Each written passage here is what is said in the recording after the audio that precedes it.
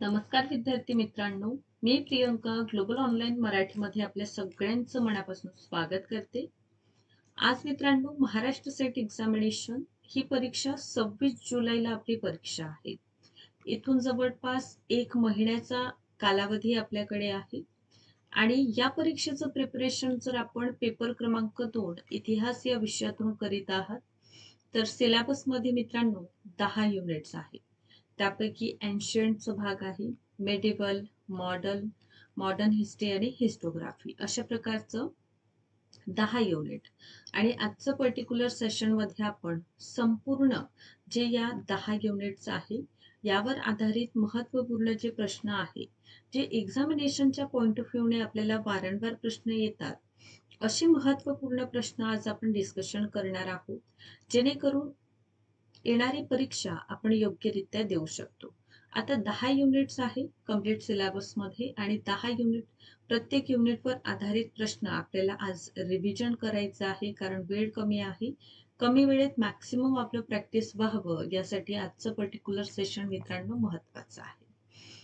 सोबतच 1 month crash course मित्रांनो आपण सुरू करीत आहोत. हा क्रॅश कोर्स सुरू होत आहे आपलं 26 जून पासून. कधीपासून 26 जून पासून हे सुरू होत आहे. यामध्ये लाईव्ह सेशन असेल प्लस रेकॉर्डेड देखील असेल. नोट्स संपूर्ण 10 युनिटच्या, एमसीक्यूज, 20 मॉक टेस्ट, 6 वर्षाचं PYQ आणि सेटचा पेपर 1 इथे फ्री ऑफ कॉस्ट आहे. सो फीज आहे 8,000, डिस्काउंट मिळेल मात्र 4,000 मध्ये 1 मंथ साठी हा कम्प्लीट कोर्स आहे, जे येणाऱ्या एक्झाम प्रिपरेशन साठी आपल्याला हेल्पफुल ठरणार आहे. सो आपण आजच पर्टिक्युलर ऑफिशियल नंबर्स दिलेले आहे, यांवर कॉन्टॅक्ट करा आणि कोर्सला जॉईन करा. प्रश्न आहे, सायमन कमिशनला भारतभर विरोध का बरं झालेला? ऑप्शन बघा. ए, त्यातील सर्व सदस्य हे भारतीय नव्हते. बी, त्यात एकही सदस्य भारतीय नव्हता. सी, त्यातील अर्धा भाग इंग्रज होता. की डी, त्यातील अर्धा भाग हा इंग्रजी होता. ऑब्व्हियसली सायमन कमिशनचं बहिष्कार झालेलं का बरं? कारण त्यामध्ये एकही भारतीय सदस्य नव्हता. नेक्स्ट आहे, सबल्टन अभ्यासाचे सुप्रसिद्ध इतिहासकार खालीलपैकी कोण आहे? आता इथे बघा, पर्टिक्युलर 4 ऑप्शन आहे आणि यामध्ये नावे नोंदवलेली आहे, ज्यामध्ये option A Arvind Das, option B Surendranath Sen, C SM Jafar आणि डी आहे दीपेश चक्रवर्ती. तर सबल्टन अभ्यासाचे इतिहासकार कोण आहे? ए बघा 1 आणि 2, बी मध्ये आहे 2, 3, सी आहे 1, 4 आणि डी आहे 2 आणि 4. तर सबल्टन्स अभ्यासाचं सुप्रसिद्ध जे इतिहासकार आहे ते अरविंद दास आणि दीपेश चक्रवर्ती आहे. खालीलपैकी कोणते स्थळ हे महाराष्ट्रातील ताम्रपाषाणिक स्थळांचे उदाहरण नाही? ए भोकरदन, बी इनामगाव, सी जोरवे आणि डी आहे सावळता. तर इथे महाराष्ट्रातील ताम्रपाषाणिक स्थळ कुठलं नाही तर भोकरदन. महाराष्ट्रातील आणि दगडी हत्यारांचा वापर ही प्रामुख्यांची आपल्याला दिसून येतं, ज्यामध्ये इनामगाव, जोरवे, सावळदा हे ताम्रपाषाणिक स्थळ आहे. भोकरदन जे आहे ना, सातवाहन काळातील स्थळ आहे. ओके, सो अशा प्रकारे आपलं योग्य उत्तर जे आहे ते म्हणजे भोकरदन आहे. सुरुवातीच्या आधुनिक काळात उम्मल म्हणून काय ओळखलं जात असे? ए करदाता, बी कर संग्रह, सी जमीनदार आणि डी आहे गाव प्रमुख. सो बघा, उम्मल काय आहे तर हे टर्म्स आहे जे कर संग्रह कसायचं टॅक्स जे कलेक्ट करतात त्या संबंधित वापरली जाणारी ही संकल्पना आहे. नेक्स्ट क्वेश्चन आहे, भारतात मध्यमवर्गीय लोक नाही असं कोणी म्हटलं आहे? ए अबुल हमीद लाहोरी, सी फक्रोयन बर्नियर, सी काफी खान और डी सुजन राय भंडारी. सो भारतात मध्यमवर्गीय लोक नाही असं बर्नियर यांचं वक्तव्य आपल्याला पाहायला मिळतं, त्यामुळे योग्य उत्तर इथे बी आहे. नेक्स्ट आहे, मुघल चित्रकला शैली संदर्भात कोणतं विधान इथे योग्य आहे, बरोबर कोणतं आहे? तर पहिला आहे, शाही चित्रकला मुघल शासकांच्या पसंतीने प्रभावित झाली नाही. ब आहे, बाबर यांनी चित्रकलेची कार्यशाला स्थापन केली. सी आहे, दस्तऐवज करणी सर्वात जुनी उदाहरणे हुमायूंच्या कारकिर्दीत सापडतात. द आहे, शाही मुघल चित्रकार भारत, पर्शिया आणि मध्य आशियातून होते आणि य आहे मुघल चित्रकलेची विस्ताराची जबाबदारी हुमायूनवर होती. तर योग्य उत्तर आहे इथे दस्तऐवज करण्याची सर्वात जुने उदाहरण हुमायूं. कारण हुमायूं जेव्हा त्यांचं निष्काशनचं टाइम पिरियड सुरू होतं तेव्हा त्यांनी जे चित्रकार आहे ते सोबत आणलेले आपण बघतो आणि सोबतच शाही मुघल चित्रकारी भारत, पर्शिया आणि मध्य आशियातून आलेले आपल्याला दिसून येतात. म्हणून इथे योग्य उत्तर आपल्याला दिसून येतं. चलो नेक्स्ट क्वेश्चन कडे आपण वळूया. 1580 मध्ये अकबराने खालीलपैकी कोणती जमीन महसूल व्यवस्था सुरू केली? ए दहशाला, बी कोठी वापरकर्ते, सी कानकून की डी नासक. सो अकबराने जी आहे ना दहसाला बंदोबस्त प्रणाली राजा टोडरमलच्या सहयोगाने सुरू केलेला आपण बघतो. त्यामुळे योग्य उत्तर ए आहे. नेक्स्ट आहे हे स्मारके दिलेली आहे आणि यांना क्रोनॉलॉजिकल सेट करायची आहे. ए जामा मस्जिद दिल्ली, हुमायूंचा मकबरा दिल्ली, बादशाही मस्जिद लाहोर आणि ताजमहल आग्रा. तर मित्रांनो याचं क्रोनॉलॉजी जर बघितलं आपण तर सर्वप्रथम हुमायूंचा मकबरा ठीक आहे कधी बनलेला आहे 1564 पासून 71 ना अकबरांच्या टाइम पिरियड मध्ये. ताजमहल कोणाच्या टाइम पिरियड मध्ये बनला? ऑब्विसली शहाजहान 1631 पासून 1653 च्या टाइम पिरियड मध्ये. देन जामा मस्जिद आपण बघतो शहाजहानच्या टाइम पिरियड मधील आहे 1650 पासून 56 आणि बादशाही मस्जिद आहे लाहोरला 1674 ला औरंगजेब यांनी स्थापन केलेलं. दॅट्स वाय याचं क्रोनॉलॉजिकल 2413 या क्रमाने आपण याला बघतो. नेक्स्ट क्वेश्चन आहे जहांगीरने खालील चित्रकारांपैकी कोणाला नादिर उज जमा ही उपाधी दिली? पर्टिक्युलर ही टायटल आहे कोणाला दिला आहे? अबुल हसन, बी मंसूर, सी बिसनदास और डी मनोहर. तर ही दिलेलं आहे अबुल हसन यांना. कोणी दिलं? जहांगीर यांनी. अबुल हसन सारखे एकही चित्रकार नाही असं तुजुक एक जहांगीर मध्ये लिहिलेलं आपल्याला दिसून येतं आणि नादिर उल जमान असं प्रकारचं बिरुद देखील त्यांना देण्यात आलेलं. नेक्स्ट आहे मुघल काळात भारतातून होणाऱ्या निर्यातीत सर्वाधिक वाटा कोणत्या वस्तूचा होता? म्हणजे मुघल टाइम पिरियड मध्ये सगळ्यात जास्त निर्यात केली जाणारी वस्तू कोणती होती? ए सुती कापड, बी साखर, सी सोने की डी तांबे. सो ऑब्विसली मित्रांनो सुती कापड ही सगळ्यात जास्त प्रमाणात निर्यात केली जाणारा आपल्याला दिसून येतं. ओके सो निर्याती वस्तूपैकी कापूस बघा, कापड बघा, काळी मिरची बघा, नीळ आहे, साखर आहे, रेशीम आहे, मीठ, अफू, औषधे ठीक आहे, हिरे मोती यांचा देखील समावेश आपल्याला दिसून येतं. या व्यतिरिक्त सगळ्यात जास्त म्हटलं तर सुती कापड. ठीक चल मुघल राजधानी आग्रा ते दिल्ली कोणत्या मुघल सम्राटांच्या काळात हस्तांतरित झालेली आहे? आता बघा मुघलकालीन प्रशासन व्यवस्था आणि मुघल टाइम पिरियड मध्ये आपण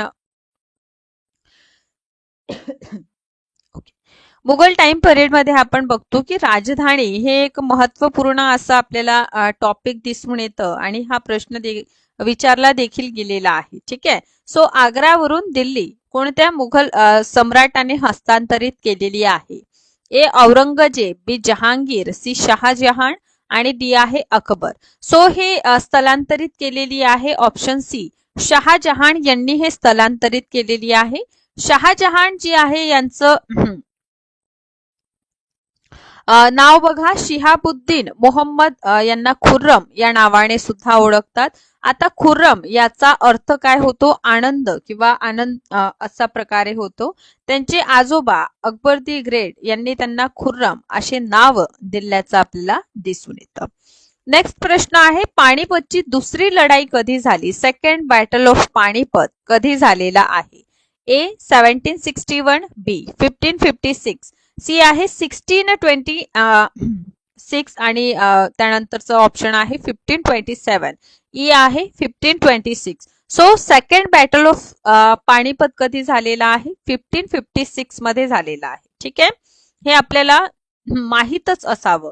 ते पण आपण असंही लक्षात ठेवा की नोव्हेंबर ते पण नोव्हेंबर किती तर 5 नोव्हेंबर 1556 मध्ये सेकंड बॅटल ऑफ पानिपत झालेला आहे.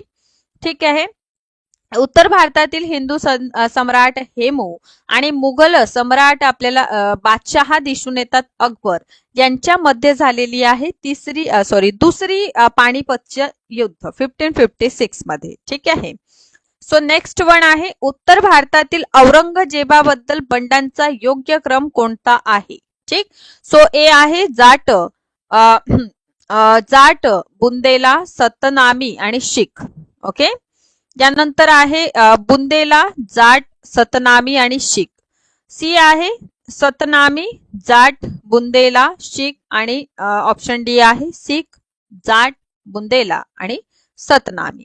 आता बघा औरंगजेब यांच्या टाइम पिरियड मध्ये आपल्याला बंड बहुधा दिसून येतात ना, आणि यांचा क्रम आपल्याला विचारलेला आहे तर योग्य क्रम आहे ऑप्शन डी. ठीक. ऑप्शन ए हा योग्य क्रम आहे. ठीक आहे. जाट विद्रोह, बुंदेला, सतनामी आणि लास्ट वन शिखांचा विद्रोह. बघा जाटांचं बुंदेला आणि okay option D is a very correct answer. ठीक आहे. सर्वप्रथम शीख विद्रोह आणि जाट विद्रोह 1661 च्या टाइम पिरियड मध्ये झालेले आहे. देन आपण काय बघतो जाटां बुंदेला शीख पहिले करा, बुंदेला नेक्स्ट करा, जाट त्यानंतर आहे आणि लास्ट वन सतनामी विद्रोह आहे. ओके. सो क्वेश्चन 4 आहे कोणत्या जाट नेत्यांनी सम्राट अकबरांच्या धडग्याचे सिकंदरा येथे नुकसान केले आणि अकबरांची कबर जे आहे ना खोदून हाळे जाळलेले आहे. सो आपल्याला ए आहे गोकुल, बी आहे राजाराम, सी आहे चुडामणी आणि डी आहे बदन सिंग. आता बघा अकबर यांना पुरवण्यात आलेले आहे सिकंदरा येथे आणि हा प्रश्न PYQ च्या रूपामध्ये यापूर्वी सुद्धा विचारलेला आहे. ठीक आहे. सो अकबरांचे जे धडके आहे त्यातील नुकसान केलेले कोण आहे, राजाराम आहे, ऑप्शन बी. ओके. सो या टाइम पिरियड मध्ये बघा की मुघल सम्राट अकबर यांचा मकबरा आपल्याला सिकंदरा येथे दिसून येते. 1605 पासून 1613 मध्ये त्यांचा मुलगा म्हणजे कोण, जहांगीर यांनी हे बांधलेले होते. ओके.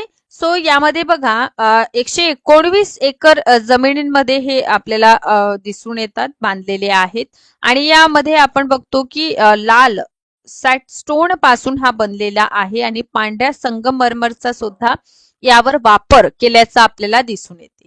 इसवी सन 1688 मध्ये राजाराम जाट यांनी काय केलं, सुरुवातीला हैदराबादच्या मीर इब्राहिम उर्फ महाबत यांचं पंजाबच्या सुभेदारीवर जात होते त्यावेळी त्यांच्यावर हल्ला केला आणि नंतर ते सिकंदरा येथे गेले आणि बादशहा अकबर यांची कबर लुटली, हाडे काढली आणि रागाने त्यांना पूर्णतः विध्वंस जे आहे ते करून टाकलेलं आपल्याला दिसून येतं. ठीक आहे. त्यामुळे याचं योग्य उत्तर काय आहे, योग्य उत्तर आहे राजाराम, ऑप्शन क्रमांक बी. नेक्स्ट आहे क्वेश्चन 5 की साकी मुस्तेद खान यांनी रचलेल्या मासिर ए आलमगिरी नाव पुस्तक राज्यांचे गॅझेटर म्हणून कोणी दिलेले आहे. ए जदुनाथ सरकार, बी आहे कर्नल टाड यांनी, सी आहे स्मिथ यांनी की डी यापैकी कोणतेही नाही. ठीक आहे. सो यातून 2 प्रश्न निर्माण होतात. पहिला म्हणजे साकी मुस्तेद खान यांच्या रचनेचं नाव काय. ठीक. सो मासिर ए आलमगीर हे त्यांच्या पुस्तकांचे नाव आहे आणि याला मुघल राज्यांचे गॅझेटियर म्हणजे मुघल राज्यांविषयी माहिती देणारे, ठीक आहे, असं जदुनाथ सरकार यांनी म्हटलेलं आहे, option A. Okay. So Maasir ए आलमगिरी हा सम्राट औरंगजेब यांची उपाधी आहे, औरंगजेबांची आलमगीर म्हणून. ठीक आहे. सो यांचा इतिहास म्हणजे 1658 पासून तर 1707 पर्यंतचा इतिहास दिलेला आहे जो की साकी मुस्तेद खान यांनी लिहिलेला. ठीक. सो अशा प्रकारे आपल्याला साकी मुस्तेद खान यांची रचना ही आपल्याला दिसून येते. सो समोरच्या प्रश्नांकडे जाऊया आपण. ओके. सो नेक्स्ट प्रश्न आहे कोणत्या मुघल सम्राटांनी प्रजेने शाही वेशातील फकीर असं म्हटलेलं आहे. कोणाला अशा प्रकारचं उपमा किंवा अशा प्रकारचं शब्दप्रयोग केलेला आहे. ए आहे अकबर द्वारे, बी आहे शहाजहान, सी जहांगीर आणि ऑप्शन डी आहे औरंगजेब. आता बघा, शाही कपड्यातील फकीर असं कोणाला म्हटलेलं आहे? सरळ सरळ आन्सर आहे याचा औरंगजेब यांचं. ठीक आहे, यांना जिंदा पीर सुद्धा म्हटलेलं आपल्याला दिसून येते. ठीक, so option correct is D. 7 क्रमांकाचा प्रश्न आहे, अकबराला जिल ए इलाही म्हणजेच काय? ईश्वराची सावली आणि फर ए इंदी म्हणजे ईश्वरापासून निघणारा प्रकाश अशा प्रकारे कोणी संबोधलेले आहे? ए आहे अबुल फजल, बी फैजी, सी बदायुनी आणि डी यापैकी काहीही नाही. ठीक आहे, सो अकबर यांच्याविषयी आपण सेट एक्झामिनेशन मध्ये बघतो की लास्ट इयर 2023 मध्ये सुद्धा प्रश्न आलेला आहे ना. अकबर हा टॉपिक अलाउद्दीन खिलजी यांचं टॉपिक, अकबर, शहाजहान, जहांगीर, बाबरवर सुद्धा प्रश्न असतात. बघा, मुघल टाइम पिरियड मध्ये 1526 पासून 1707 पर्यंत बहुधा आपल्याला प्रश्न दिसून येतात. आणि लक्षात घ्या, फक्त 1707 पर्यंतच नाही तर यानंतर सुद्धा जे उत्तरवर्ती मुघल शासक होऊन गेलेले आहेत त्यांवर त्यांचं राज्याभिषेक 2023 मध्ये राज्याभिषेकांवर प्रश्न होता है ना. त्यामुळे हा टॉपिक सुद्धा आपल्यासाठी महत्वपूर्ण ठरणार आहे. बर, सो ए आहे अबुल फजल, बी आहे फैजी, सी आहे बदायुनी आणि डी यापैकी नाही. सो कोणी असं म्हटलेलं आहे? सो अबुल फजल, ऑप्शन ए.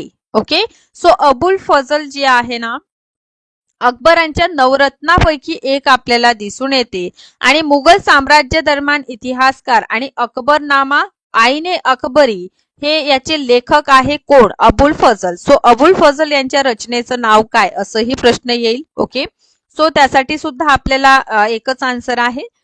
सो यामध्ये त्यांनी जे आहे ना, सम्राट अकबरांचं काळात मुघल साम्राज्यातील एक प्रमुख व्यक्तिमत्व होते, दरबारी होते, इतिहासकार होते, तत्वज्ञ होते आणि अकबरनामा आणि आईने अकबरी हे दोन महत्वपूर्ण त्यांचे योगदान आपल्याला दिसून येते. त्यांचा जन्म बघा 1551 मध्ये आग्रा येथे झालेला आहे आणि शेख मुबारक एक हे प्रमुख सुफी आपल्याला दिसून येते आणि शेख मुबारक यांचे पुत्र होते कोण? अबुल फजल. सो यांच्याविषयी माहिती आपण बघूया जेव्हा आपण अकबर यांचा अभ्यास करूया. ओके, सो यांची हत्या कोणाद्वारे झाली हा प्रश्न विचारला होता. तर 1602 मध्ये अबुल फजल यांची हत्या करण्यात आली. ठीक आहे, अकबरांचा मुलगा हे जे सलीम आहे म्हणजे जहांगीर आहे यांच्या आदेशानुसार त्यांना मारण्यात आल्याचं आपल्याला दिसून येतं. तर कधी झाली ही घटना? 1602 मध्ये. ओके, सो 8 क्रमांकाचा प्रश्न बघा, अकबरांच्या वेळी मुघल सुब्यांची संख्या 15 होती. ठीक, ती वाढून औरंगजेब यांच्या टाइम पिरियड मध्ये किती झालेली आहे?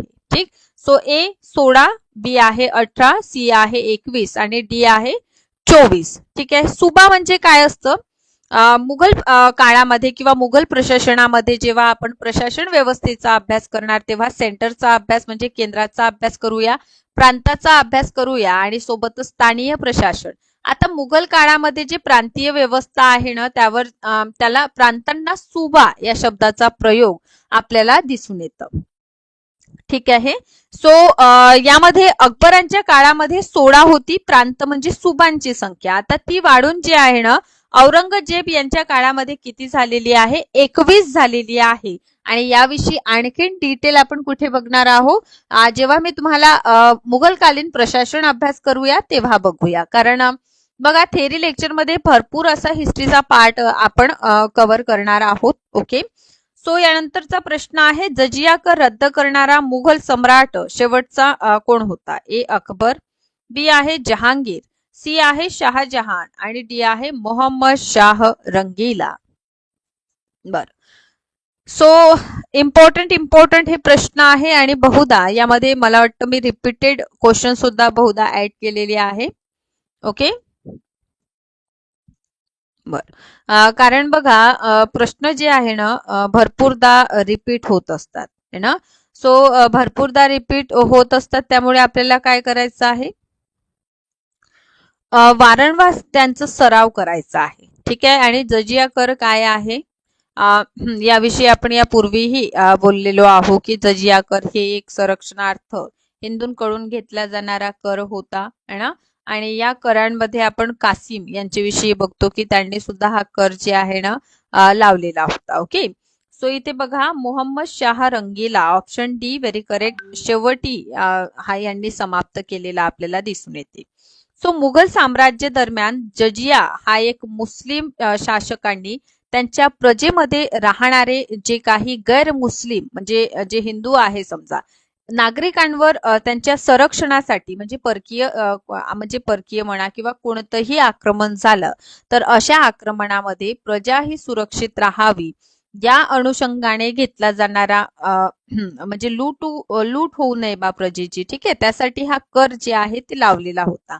सुरुवातीला कुतुबुद्दीन ऐबक यांनी पहिल्यांदा जजिया लागू केला आणि 16व्या शतकामध्ये मुघल शासक आपल्याला दिसून येते अकबर ज्यांनी हे रद्द केला आणि परत त्यांना लावलं कोणी तर औरंगजेब यांनी आणि आपण नंतर बघतो की मोहम्मद शहा ज्यांना रंगीला या नावाने ओळखलं जातं यांनी काय केलेला आहे रद्द केलेला आहे. ओके, सो 10 बघा प्रश्न.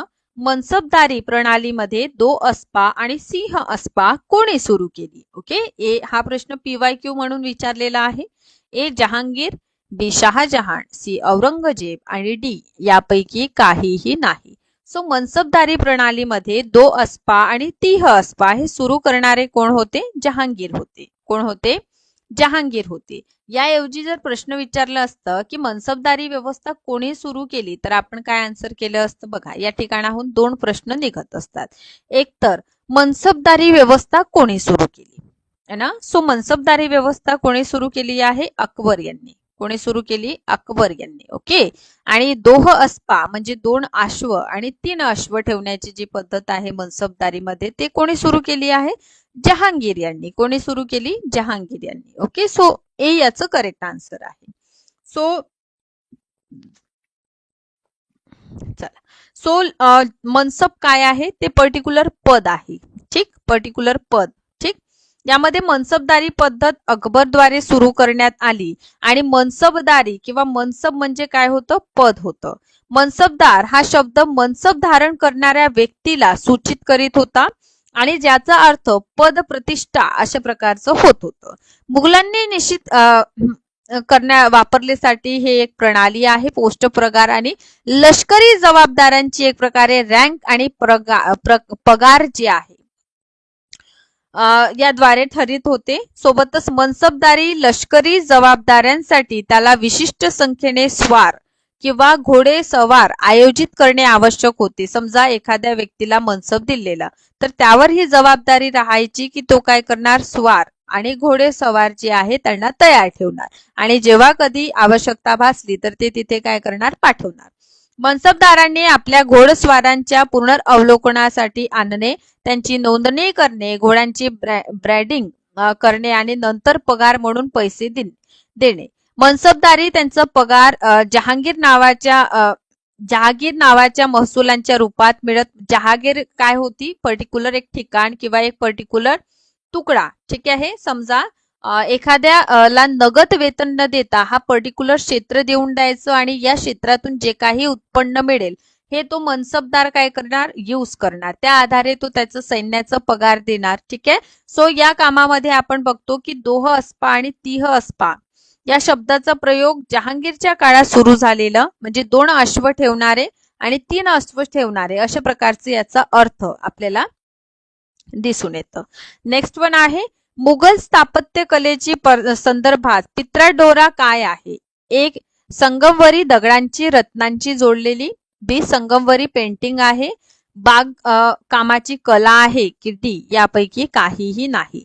सो पित्राडोरा शैली काय होते हे आपल्याला जाणून घ्यायचं आहे. तर संगमवरी दगडावर जे रत्न असतात ना त्याला म्हटलेलं आहे पित्राडोरा शैली. याला IMP करा. जर मी नंतर कधी हा शब्द यूज केलेला तर आपल्याला माहित असायला हवं की पित्राडोरा काय आहे. तर संगमवरी जे दगड आहे ठीक आहे त्यावर रत्नांचं काम केलेलं असायचं त्याला पित्राडोरी शैली असं म्हणतात.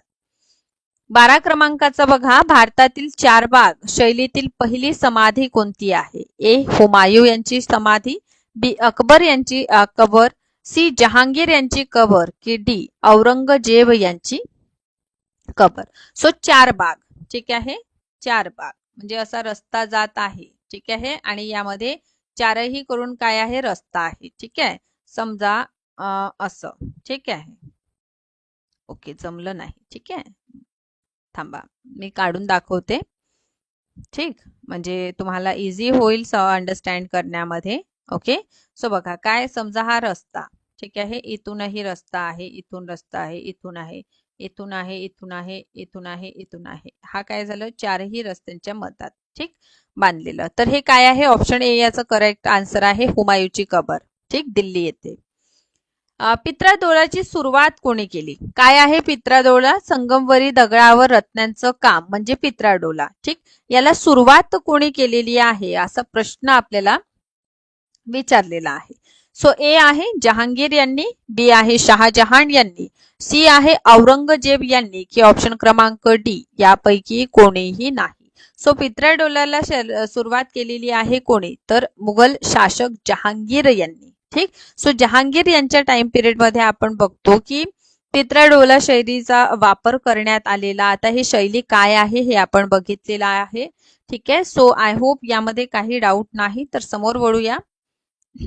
बर, सो पित्राडोळ्याची सुरुवात केलेली आहे जहांगीर यांनी. यांचं टाइम पिरियड 1605 पासून 1626 आहे. जहांगीर कोण आहे, तर अकबर यांचे सर्वात मोठा मुलगा आपल्याला दिसून येते जहांगीर. ठीक आहे, सलीम या नावाने सुद्धा ओळखलं जातं.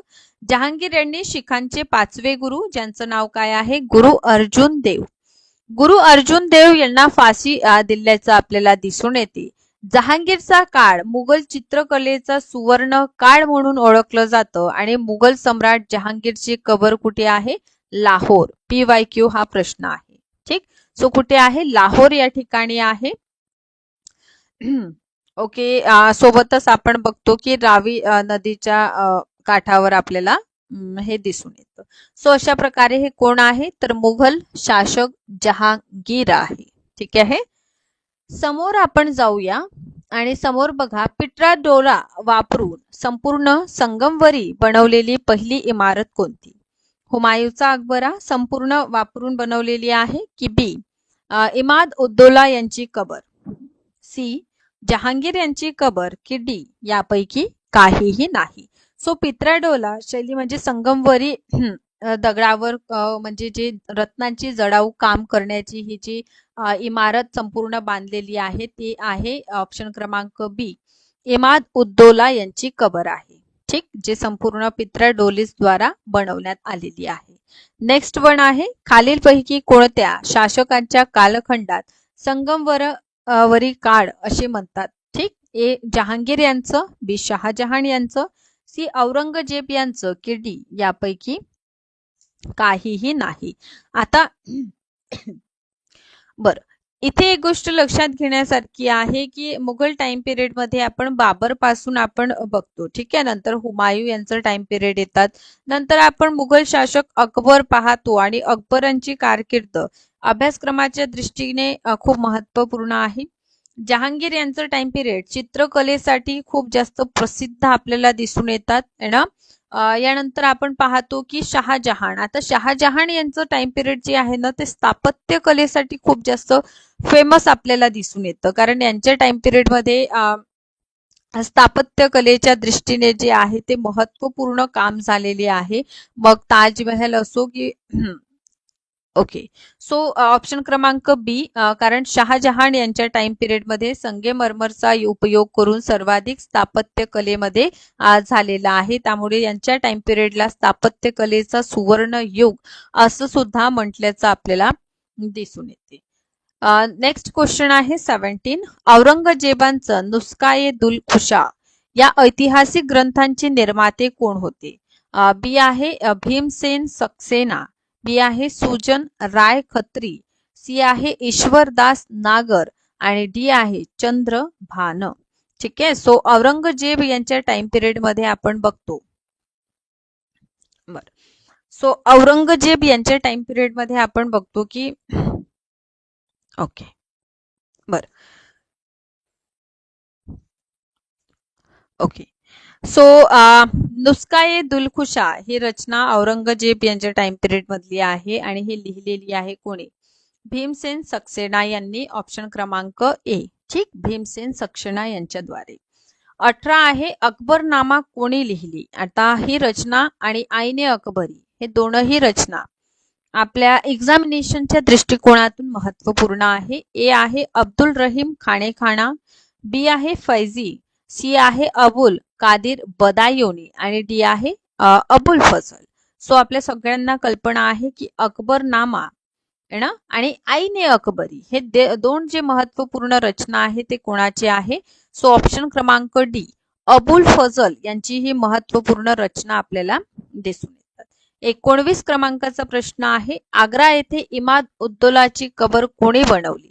ए अकबर यांनी, बी जहांगीर, सी नूरजहान आणि डी आहे शहाजहान. सो आग्रा येथे इमाद उद्दौला यांची कबर बनवलेली आहे नूरजहान यांनी. नूरजहानचे हे पिता आपल्याला दिसून येते इमाद उद्दौला. आता ही इमाद उद्दौला ही त्यांची उपाधी आहे जी जहांगीर यांनी त्यांना दिलेली होती. ओके. सो क्वेश्चन 29 आहे. राजपुतांच्या खालीलपैकी कोणत्या राजाने अकबरांचे सार्वभौमत्व स्वीकारले नाही. ए अंबरच्या शासकांनी, बी मेवाडच्या शासकांनी, सी आहे मारवाडच्या शासकांनी की डी आहे बिकानेरच्या शासकांनी. सो अकबरांचे सार्वभौमत्व ज्यांनी स्वीकारले नाही ते म्हणजे महाराणा प्रताप. जे कुठले होते. ऑब्व्हियसली ऑप्शन बी मेवाडचे होते. ओके. सो इथे जे क्वेश्चन करेक्ट आहे ते बी आहे ऑप्शन करेक्ट. नेक्स्ट 21 प्रश्न आहे. मुघल सम्राट औरंगजेब कोणते वाद्य वाजवायचे. ए सितार, बी आहे पंखवाज, सी वीणा आणि डी यापैकी कोणतेही नाही. सो औरंगजेब कोणते वाद्य वाजवायचे. सितार, पंखवाज, वीणा की यापैकी कोणतेही नाही. सो हा खूप इझी असा प्रश्न आपल्याला दिसून येतं. ठीक. सो वीणा हे वाजवायची. ठीक आहे. पण यांच्या टाइम पिरियड मध्ये संगीतावर यांनी काय केली होती. बंदी लावल्याचं आपल्याला दिसून येते. यानंतर आहे जहांगीरला कुठे पुरवले. ए आग्रा, बी दिल्ली, सी लाहोर आणि डी श्रीनगर. सो जहांगीर यांना कुठे पुरवण्यात आलेले आहे. सो व्हेरी करेक्ट आन्सर आहे सी लाहोर या ठिकाणी. ओके. सो नंतरचा प्रश्न आहे 23 क्रमांकाचं. लंडन मध्ये ब्रिटिश ईस्ट इंडिया कंपनीच्या स्थापनेच्या वेळी भारताचा सम्राट कोण होता. सो ब्रिटिश ईस्ट इंडिया कंपनीची स्थापना कधी झालेली आहे. 1600 मध्ये झालेली आपल्याला दिसून येते. सो त्यावेळी कोण होते. अकबर ए, जहांगीर बी, शहाजहान सी आणि औरंगजेब डी. सो याचा आन्सर तुम्ही मला कुठे नोंदवायचा आहे. कमेंट बॉक्स मध्ये. ठीक. की बक्सर युद्धाचा प्रमुख कारण काय होते. ए ईस्ट इंडिया कंपनीद्वारा वाणिज्यिक अधिकारांचा दुरुपयोग, बी मीर कासिम यांच्याद्वारे प्लासीच्या लढाईमध्ये झालेले हारचा बदला, सी आहे इंग्रजांना बंगालमधून बाहेर काढण्याची नवाबाची योजना आणि डी आहे मोगल सम्राट द्वारा बंगालवर पुन्हा आपला अधिकार स्थापित करण्याचा प्रयत्न. आता बक्सरचं युद्धाचं कारण काय होतं. तर बक्सरचं युद्धाचं कारण आहे ईस्ट इंडिया कंपनीचं वाणिज्यिक अधिकाराचा दुरुपयोग करणे. यातूनच आपण बघतो की बक्सरचं युद्ध झालेलं. त्यामुळे ऑप्शन क्रमांक ए आपले योग्य उत्तर आहे. दुसरा प्रश्न आहे की खालीलपैकी कोणाच्या शासन काळामध्ये बंगालची सुभेदारी वंशानुगत झाली. बंगाल विषयी विचारलेला आहे. ए मुर्शिद कुली खान, बी अलीवर्दी खान, सी आहे सरफराज आणि डी आहे शुजाउद्दीन. आता बघा इथे विचारलेला आहे बंगालची सुभेदारी वंशानुगत ही झालेली आहे मुर्शिद कुली खान आणि त्यानंतर आपण बघतो की नंतरचे जे शासक होणार ते वंशानुगत बंगालचे नवाब बनणार. त्यामुळे योग्य उत्तर ऑप्शन क्रमांक ए आहे. प्रश्न तिसरा आहे. प्लासीच्या युद्धात सिराज उद्दौलाचा पराभवाचा प्रमुख कारण काय होतं. ए रॉबर्ट क्लाइव्ह यांची कूटनीती, बी सिराज उद्दौला यांची चुकीची नीती, सी आहे सेनापतीद्वारे विद्रोह आणि डी आहे इंग्रजांची सेना संख्या अधिक असणे. तर यामध्ये बघा प्लासीच्या युद्धाचं प्रमुख कारण आहे रॉबर्ट क्लाइव्हची कूटनीती. कारण प्लासी जेव्हा झाली इंग्रजांची सैन्य क्षमता जी आहे ती जास्त नव्हती. सोबतच सेनापती जे यांचं असतं हे सुद्धा काय करतात विद्रोह करतात. प्रश्न क्रमांक 14 आहे. मीर कासिम यांचा इंग्रजांसोबत मतभेदाचे प्रमुख कारण काय होते. ए सीमा विस्तार, बी व्यापार कर, सी आहे धार्मिक कर आणि डी आहे सेनाची कपात. आता मीर कासिम यांचं इंग्रजांसोबत मतभेद झालेला होता तर याचं कारण होतं व्यापार कर. कारण व्यापार जे यांना मुक्त संचार करण्याचं किंवा मुक्त व्यापार करण्याचं एक प्रकारचं फरमान जे मिळालेलं होतं त्याचं ते काय करत होते, दुरुपयोग करीत होते. याचा परिणाम जे आहे इतर व्यापाऱ्यांवर होत होतं आणि हे खूप मोठी मुश्किल मील कासिम समोर होती. त्यामुळे त्यांनी संपूर्ण व्यापार जे आहे टॅक्स फ्रीज करून टाकलेलं होतं. ठीक आहे, याच कारणावरून आपण बघतो की मीर कासिम आणि इंग्रज जे आहे त्यामध्ये मतभेद झालेले होते. तर नंतरचा आपला प्रश्न आहे प्रश्न क्रमांक 5. मराठा भू राजस्व व्यवस्था अंतर्गत चौथ काय आहे? ए मराठाद्वारा घेतला जाणारा कर, बी आहे व्यापारी कर, सी आहे धार्मिक कर आणि ऑप्शन क्रमांक डी आहे तीर्थकर. आता बघा मराठा भूप्रदेश, ठीक आहे, यामध्ये ऑप्शन क्रमांक ए चौथ म्हणजे काय, मराठा द्वारा घेतला जाणारा हा एक प्रकारचं काय होतं, टॅक्स. आता मराठा भू राजस्वामध्ये आपण चौथ आणि सरदेशमुखी या 2 टॅक्सेसचा अभ्यास करीत असतो. ओके, तर याचं योग्य उत्तर ऑप्शन क्रमांक ए. 6वा प्रश्न आहे खाली दिलेल्या बंगालच्या नवाबांचं कालानुक्रम लावायचा आहे. ए शुजाउद्दीन, बी मुर्शिद कुली खान, सी आहे सरफराज खान आणि डी आहे अलीवर्दी खान. इथे बघा ऑप्शन ए आहे 2, 1, 3 आणि 4. ऑप्शन बी आहे 1, 2, 4 आणि 3. ऑप्शन सी आहे 2, 1, 4, 3. ऑप्शन डी आहे 1, 2, 3 आणि 4. आता यामध्ये बघा आपल्याला दिसून येतं, ओके, यामध्ये आपल्याला दिसून येते बंगालच्या नवाबांना क्रमाने वारी लावायचं आहे. तर आपल्याला माहित आहे सर्वात अगोदर आलेले आहे मुर्शिद कुली खान, त्यामुळे पहिला आपलं काय होईल, बी येईल. ठीक आहे, म्हणजे 2 येईल. ओके, इथे काय येईल, 2 येईल. ठीक आहे, यानंतर आपण बघतो की शुजाउद्दीन आलेले आहे, बरोबर, आणि शुजाउद्दीन नंतर सरफराज आहे आणि अलीवर्दी खान आपल्याला नंतर दिसून येते. ओके, बरं, तर अलीवर्दी खान हा युद्ध करतो सरफराज सोबत, है ना, आणि त्यानंतरच तो गादीवर येईल. चला, तर इथे आपल्या ऑप्शन क्रमांक ए योग्य उत्तर आहे. समोर वळणार आपण जोड्या लावायचे आहे आपल्याला. या साईडला पेशवा आणि त्यांचे हेडक्वार्टर्स आपल्याला जोडवायचं आहे. ए आहे पेशवा, बी आहे भोसला, सी आहे होलकर आणि डी आहे गायकवाड, ई आहे शिंदे. इकडे बघा अनादर बी जे सूची आहे यामध्ये इंदोर आहे, ग्वालियर, पुणे, नागपूर आणि बडोदा. इथे बघा 3, 1, 5, 4, 2. आता पेशवा बघा आपल्याला कुठे दिसून येते, पेशवाई पुण्याची म्हणजे 3 येईल. भोसला कुठचे आहे, आपल्या नागपूरचे, तर 4 येणार, बरोबर आहे. होळकर कुठचे होते, इंदोरचे, तर 1 येणार.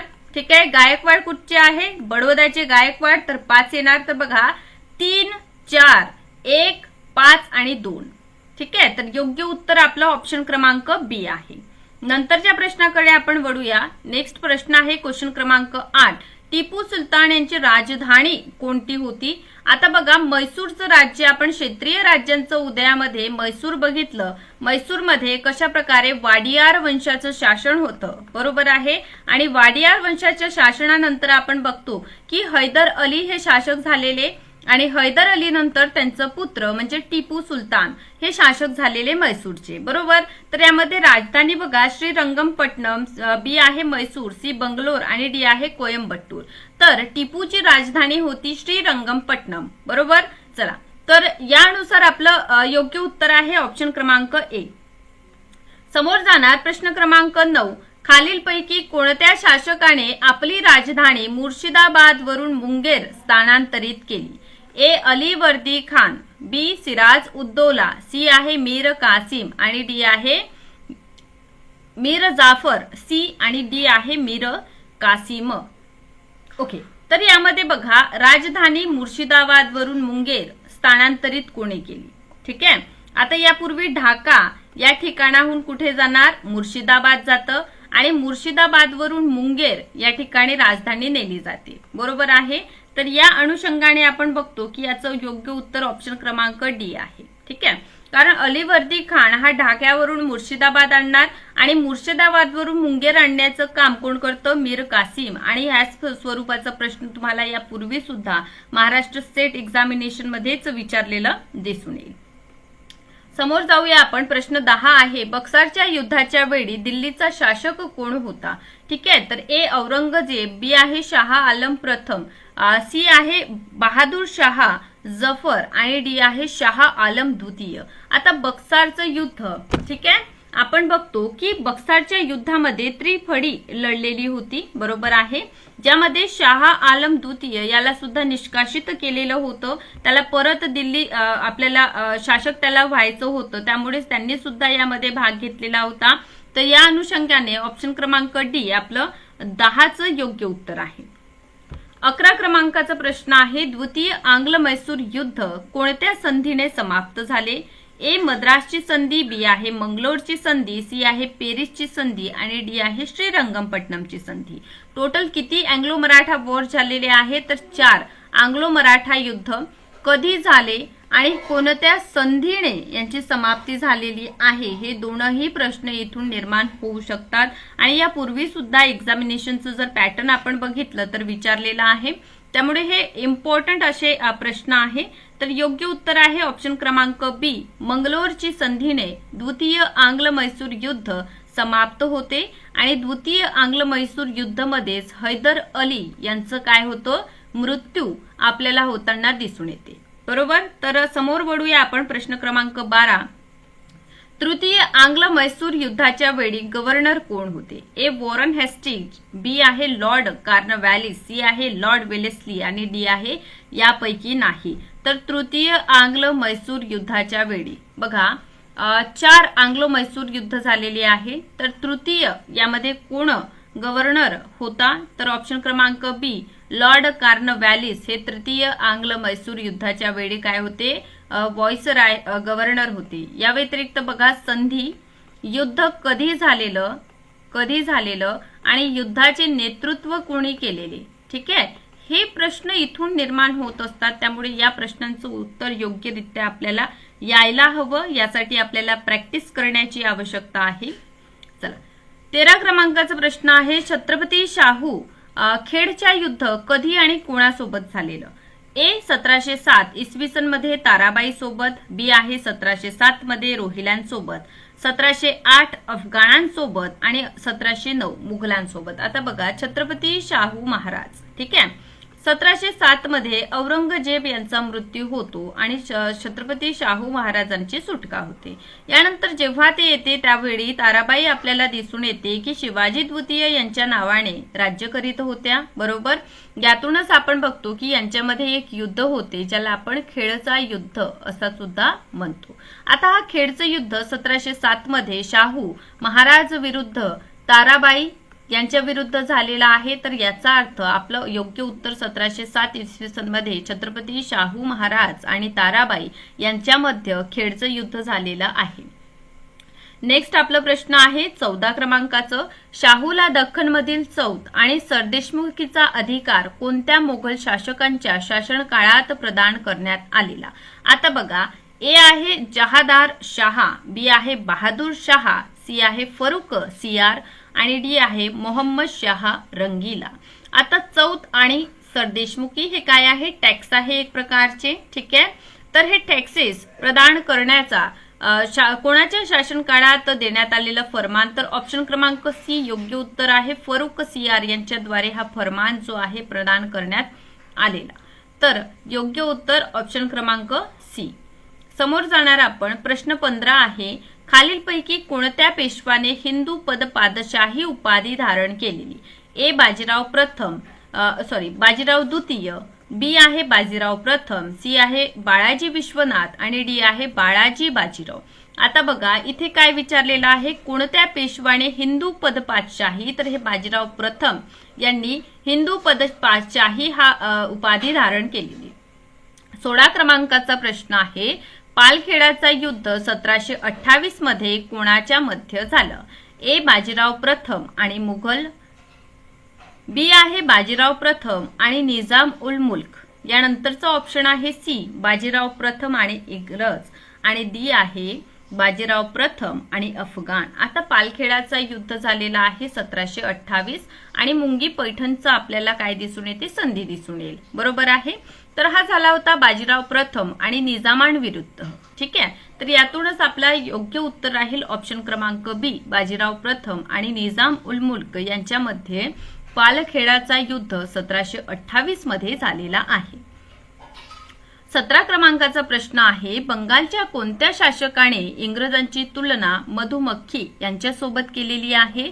तर ए मुर्शिद कुली खान, बी सरफराज खान, सी आहे अली वर्दी खान आणि डी आहे शुजा उद्दीन.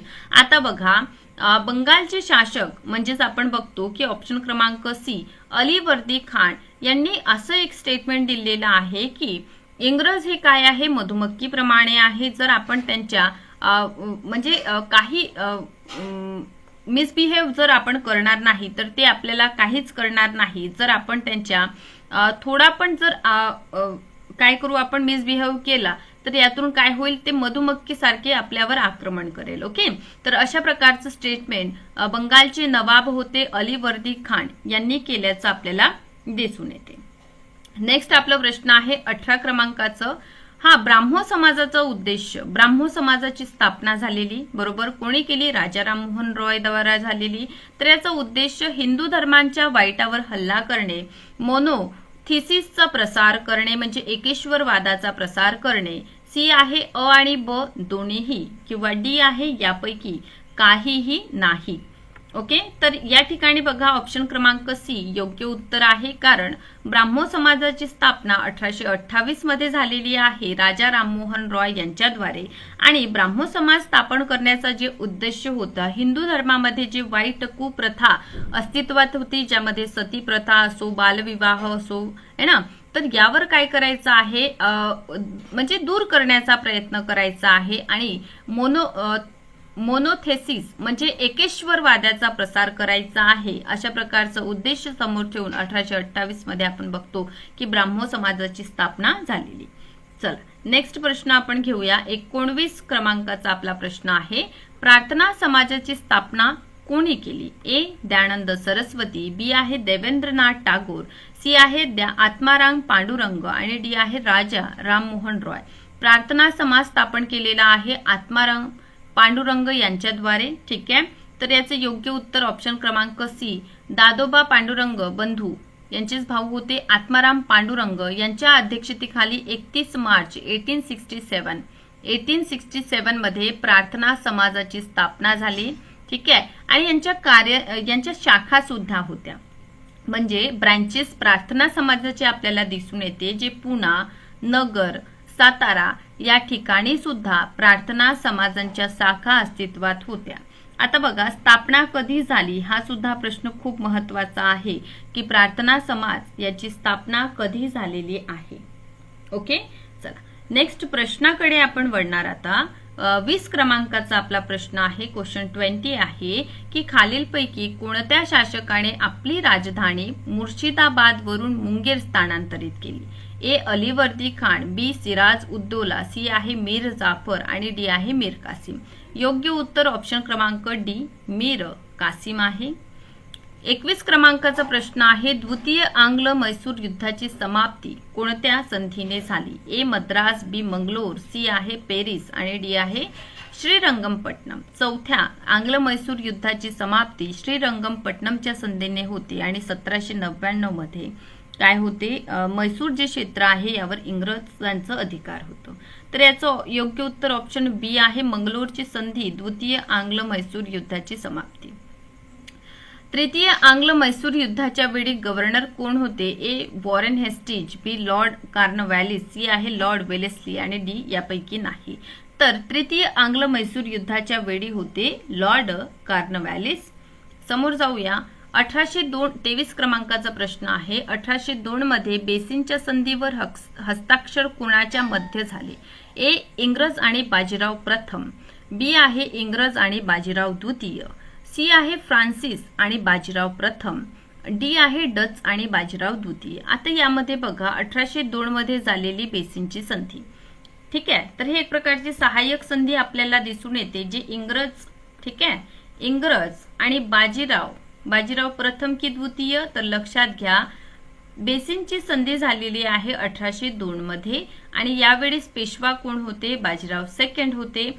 याचाच अर्थ बेसिनची संधी जी 1802 मध्ये झालेली आहे हे कोणाच्या मध्ये असणार? तर इंग्रज आणि बाजीराव सेकंड. 24 आहे कोक्का आंदोलनाचे नेतृत्व कोणी केले? ए आहे गुरु रामदास, बी आहे गुरु नानक, सी आहे रामसिंग आणि डी आहे गुरु गोविंद सिंग.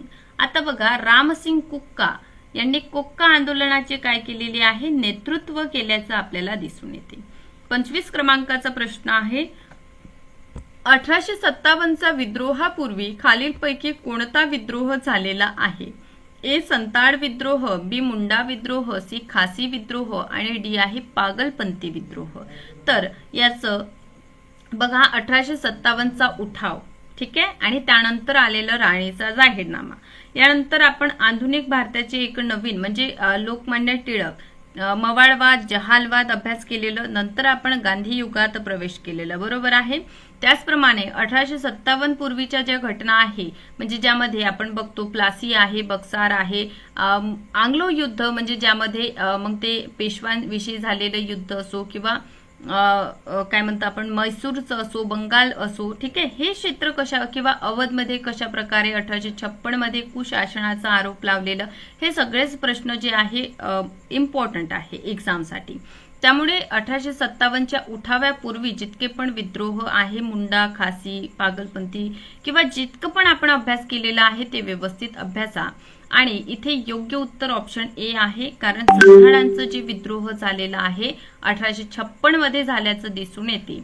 ठीक आहे, तर बघा, संताळ विद्रोह 1855-56, नंतर मुंडा 1899, खासी 1828 आणि पागलपंथी विद्रोह 1813. तर अशा प्रकारे आजच्या सेशनमध्ये आपण सुपर 13 प्रश्न डिस्कस केलेले आहे महाराष्ट्र स्टेट एक्झामिनेशनच्या आधुनिक भारताच्या इतिहासावर आधारित. तुंगभद्रा नदीच्या काठावरील कोणते शहर 14व्या शतकात विजयनगर साम्राज्याची राजधानी बनते? A Ahmedabad, B Hampi, C Hyderabad, C D Madras आणि डी वरीलपैकी काहीही नाही. प्रश्न काय आहे? विजयनगर साम्राज्याची राजधानी, डायरेक्ट प्रश्न आहे. सो राजधानी आहे हम्पी, ऑप्शन बी. 14व्या शतकामध्ये हम्पी ही विजयनगरची म्हणजे 1336 पासून 1672 पर्यंत राजधानी राहिली.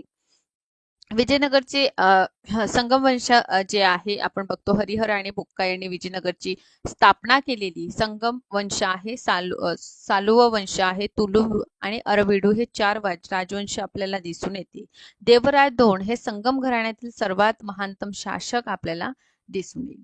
प्रश्न दुसरा आहे, विजयनगर राज्यांचा इतिहास डॅश यांनी लिहिला? ए डोमेगो पेस, बी आहे फर्नियो न्यूनीज, सी आहे निकितीन आणि डी आहे निकोलो डी कॉन्टी. सो विजयनगर राज्यांचा इतिहास कोणी लिहिलेला आहे? डोमिनो पेस यांनी लिहिलेला आहे. डोमिनो पेस मध्यकालीन विजयनगरची तुलना यांनी रोमशी केलेली आहे. हे पोर्तुगीज प्रवासी आपल्याला दिसून येते. डोमेगो पेस जर विचारलं कोणते देशाचे हे प्रवासी होते ना, तर पोर्तुगीज. डोमेगोंनी 1520च्या सुमारात राजा कृष्णदेवरायांच्या काळात विजयनगर साम्राज्याला भेट दिलेली. हा सुद्धा प्रश्न इथून खूप महत्वपूर्ण निर्माण होते. विजयनगर राज्याचा क्रोनिको डॉस रेस डी ब्रिक्सनागा मध्ये विजयनगर राज्याबद्दल त्यांनी विस्तृतपणे नोंदविलेले आहे. प्रश्न तिसरा आहे, आपल्याला जोडवायचा आहे.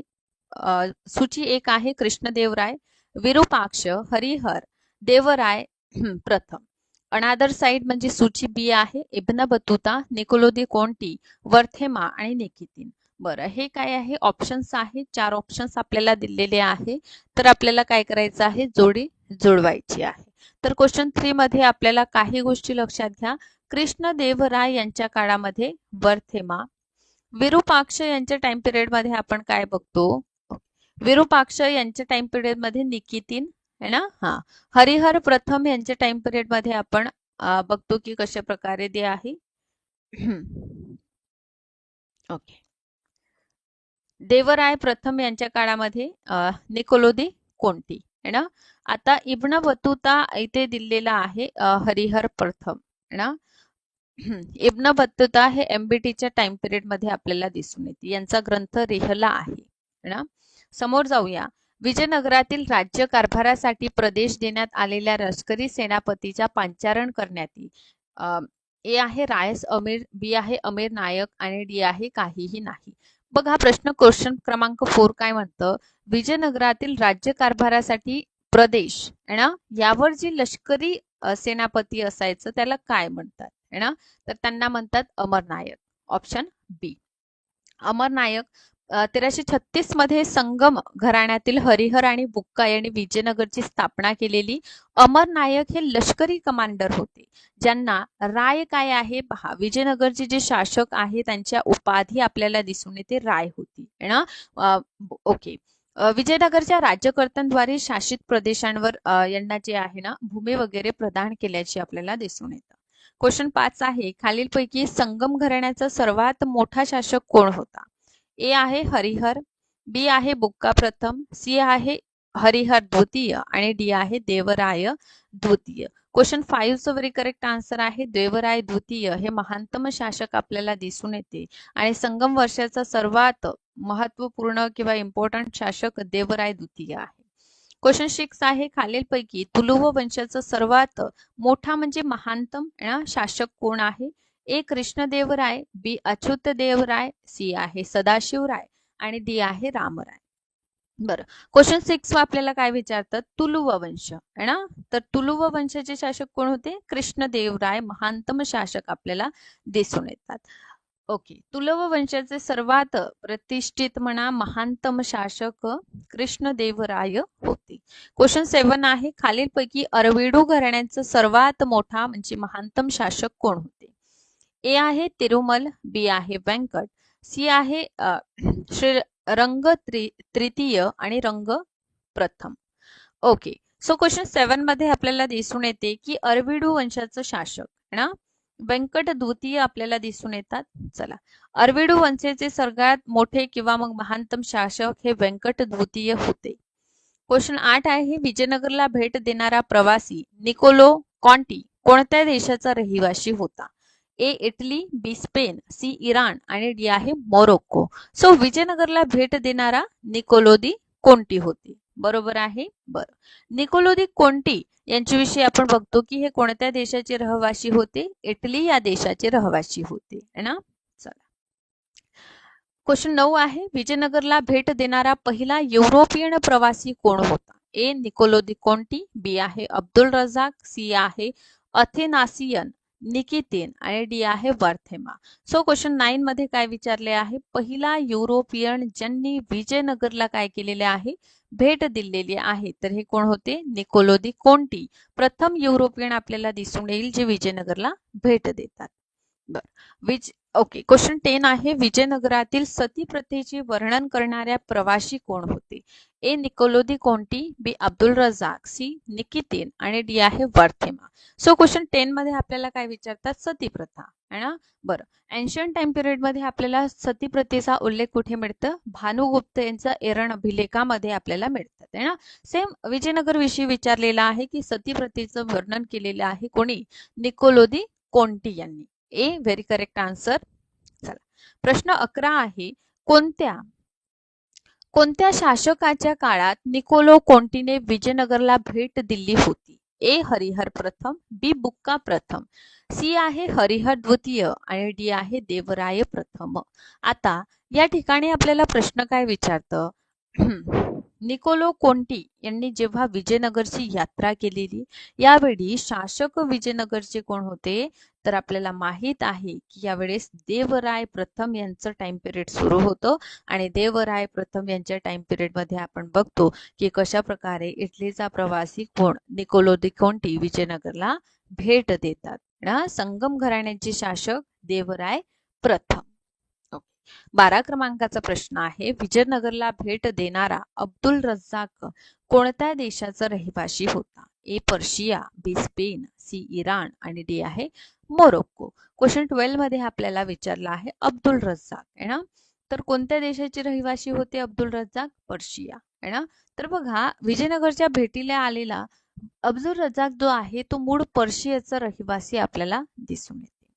क्वेश्चन 13 आहे, कोणत्या शासकाच्या काळात अब्दुल रज्जाक विजयनगरला भेट देतात. जसं निकोलो कोंटी देवराय प्रथम यांच्या टाइम पिरियड मध्ये विजयनगरला भेट देतात, तसंच अब्दुल रज्जाक कोणाच्या काळात. ए हरिहर प्रथम, बी बुक्का प्रथम, सी हरिहर द्वितीय आणि डी आहे देवराय द्वितीय. So very correct answer Devaraya द्वितीय यांच्या काळामध्ये आपण बघतो अब्दुल रजाक विजयनगरला भेट देतात है ना. बरं, देवराय द्वितीय हे संगम वंशातील सर्वातम महानतम शासक आपल्याला दिसून येतात. आणखीन थोडा समोर वळूया है ना. क्वेश्चन 14 कडे येऊया. खालीलपैकी कोणी म्हणाले की विजयनगर सारखे शहर संपूर्ण जगात डोळ्यांनी पाहिले जात नाही आणि कानाने ऐकले जात नाही? ए निकोलो कोंटी, बी आहे अब्दुल रजाक, सी अथेनासियन निकितीन आणि डी आहे वर्थेमा. सो या ठिकाणी आपल्या लक्षात येते की क्वेश्चन नंबर 14 जे आहे या ठिकाणी एक स्टेटमेंट दिलेला आहे, वर्णन ज्याला आपण म्हणतो आहे ना. तर वर्णन केलेलं आहे कशाबाबत? विजयनगरचं आहे ना. विजयनगर सारखं शहर हे जगात डोळ्यांनी पाहिले जात नाही आणि कानांनी ऐकले जात नाही अशा प्रकारचं म्हटलेलं आहे. क्वेश्चन 14चं very correct answer option B Abdul Razzaq यांनी है ना. हे पर्शियन प्रवासी आपल्याला दिसून येते आणि ते स्तुती करतात की विजयनगर सारखे शहर संपूर्ण जगात डोळ्यांनी पाहिले जात नाही आणि ऐकलेही जात नाही म्हणून. क्वेश्चन 14 आहे, खालीलपैकी कोणत्या विजयनगरच्या राजधानीतील वेश्यालयाचा उल्लेख कोणी केलेला आहे? ए निकोलो कोंटी, बी आहे अब्दुल रजाक, सी आहे अथेनासियन निकितीन आणि डी आहे वर्थेमा. सो क्वेश्चन 15 मध्ये आपल्याला दिसून येतं की विजयनगर मधील वेश्यालयाचा उल्लेख आपल्याला अब्दुल रजाक जे आहे ते करताना दिसून येतात. चला क्वेश्चन 16 आपल्याला दिसून येते की विजयनगरला भेट देणारा अथानिसियन निकितीन हा कोणत्या देशाचा रहिवासी होता? ए आहे पर्शिया, बी आहे रशिया, सी आहे इराण आणि डी मोरोक्को. सो क्वेश्चन 16 मध्ये आपल्याला दिसून येते की निकितीन हा कोणत्या देशाचा प्रवासी आहे? सो व्हेरी करेक्ट आन्सर बी रशियाचा हा प्रवासी आपल्याला दिसून येतो. ओके, समोर जाऊया. क्वेश्चन 17 आहे, खालीलपैकी कोणता प्रवासी घोडा व्यापारी होता, म्हणजे घोड्याचा व्यापारी म्हणून आलेले होते? ए निकोलो दी कोंटी, बी अब्दुल रजाक, सी अथेनासियन निकितीन आणि डी आहे वर्थेमा. सो क्वेश्चन 17 मध्ये आपल्याला दिसून येते की घोड्याचा व्यापारी कोण होता? तर लक्षात घ्या, घोड्याचा व्यापारी आपल्याला दिसून येते निकितीन होते है ना. चला, तर आपल्याला दिसून येते की विजयनगरला भेटीला आलेले निकितीन जे आहे ते रशियाचे रहिवासी होते आणि मूळतः हे घोड्याचे व्यापारी आपल्याला दिसून येतात. नेक्स्ट क्वेश्चन आहे क्वेश्चन 18. विजयनगरला भेट देणारा पहिला रशियन प्रवासी कोण होता? ए निकोलो दी कोंटी, बी अब्दुल रजाक, सी अथेनिसियन निकितीन आणि डी आहे वर्थेमा. सो क्वेश्चन 18 मध्ये आपल्याला लक्षात येते की निकितीन जे आहे ना हे रशियन प्रवासी आपल्याला दिसून येतात आणि हेच पहिले रशियन प्रवासी आहे ज्यांनी विजयनगरला भेट दिलेली होती. Okay, so very correct answer is C. 19 क्रमांकाचा प्रश्नाकडे वळूया. भारतातील गरिबीचे वर्णन करणारा पहिला प्रवासी कोण होता? ए निकोलो दी कोंटी, बी अब्दुल रजाक, सी आहे निकितीन आणि डी आहे वर्थेमा. सो या ठिकाणी आपल्याला लक्षात येते की भारतातील गरिबीचे वर्णन करणारा जो प्रवासी आपल्याला दिसून येते ती निकितीन होते है ना, सी. चला 20व्या क्रमांकाचा प्रश्नाकडे वळूया. 15व्या शतकात बिदरला पोहोचणारा एकमेव प्रवासी कोण होता? ए निकोलो दी कोंटी, अब्दुल रजाक, सी निकितीन आणि डी वर्थेमा. आता बघा बिदर है ना, इथे पोहोचणारा प्रवासी कोण आहे? तर हे प्रवासी आपल्याला दिसून येईल निकितीन आहे जे बिदरला 15व्या शतकामध्ये पोहोचले होते. ओके, 21 क्रमांकाचा प्रश्न आहे, विजयनगरला भेट देणारे एडुआर्डो बार्बोसा कोणत्या देशाचे रहिवासी होते? ए पोर्तुगाली होते, बी रशियन होते, सी इराणचे होते की ते मोरोक्कोचे होते? D Morocco. सो इथे आपल्या लक्षात आलेलं असेल की कशा प्रकारे विजयनगर साम्राज्य आणि विजयनगरला भेट देणारे आणि प्रवास वर्णन लिहिणारे या सगळ्यांवर आपल्याला प्रश्न दिसून येतात आणि एक्झाम मध्ये सुद्धा महाराष्ट्र सेट मध्ये अशा स्वरूपाचे प्रश्न आपल्याला दिसून येतात. सो एडुआर्डो बार्बोसा हे पोर्तुगाल या देशाचे काय होते? रहिवासी होते. त्यामुळे इथे योग्य उत्तर ऑप्शन ए आहे. ओके, 22 क्रमांकाकडे जाऊया. 22 क्रमांकाचा प्रश्न आहे, खालीलपैकी कोणता प्रवासी पोर्तुगीज सेंचुरियन अल्बुकर्कचा दुभाषी होता? ए निकोलो कॉन्टी, बी अब्दुल रजाक, सी आहे डुआर्डो बार्बोसा आणि आपल्याला फोर्थ दिसून येईल वर्थेमा. सो 22 क्रमांकाच्या प्रश्नामध्ये दुभाषी म्हणजे काय? ट्रान्सलेटर. अल्बुकर्कचा ट्रान्सलेटर डुआर्डो बार्बोसा होते. ठीक आहे. So very correct answer is C. 23 क्रमांकाच्या प्रश्नाकडे आपण वळूया. डुआर्डो बार्बोसा खालीलपैकी कोणत्या शासकांच्या काळात विजयनगरला भेट यांनी दिलेली आहे? ए कृष्णदेवराय, बी बुक्का प्रथम, सी हरिहर द्वितीय आणि डी आहे देवराय द्वितीय. सो 23 क्रमांकामध्ये डुआर्डो बार्बोसा यांनी कोणाच्या टाइम पिरियड मध्ये विजयनगरला भेट दिलेली?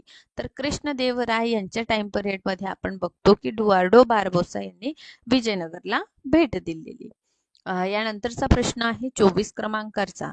विजयनगरला भेट देणारे वर्थेमा हे मूळचे कोणत्या देशाचे रहिवासी होते? ए पोर्तुगाल, बी रशिया, सी इटली आणि डी आहे मोरोक्को. तर वर्थेमा सुद्धा इटली या देशाचे रहिवासी आपल्याला दिसून येते. हा भूतकाळ आणि वर्तमान काळ यांच्यातील संवाद आहे असं कोणी म्हटलं? एक प्रकारची हे डेफिनेशन दिलेली आहे हिस्ट्री संबंधित की इतिहास हा भूतकाळ आणि वर्तमान काळ यांच्यातील संवाद आहे. ओके, 4 ऑप्शन यासाठी आपल्याला दिलेले आहेत. ऑप्शन ए आहे E.H. कार, ऑप्शन बी आहे चार्ल्स फेदर, सी आहे कार्ल मार्क्स आणि डी आहे V.N. स्मिथ. ठीक आहे.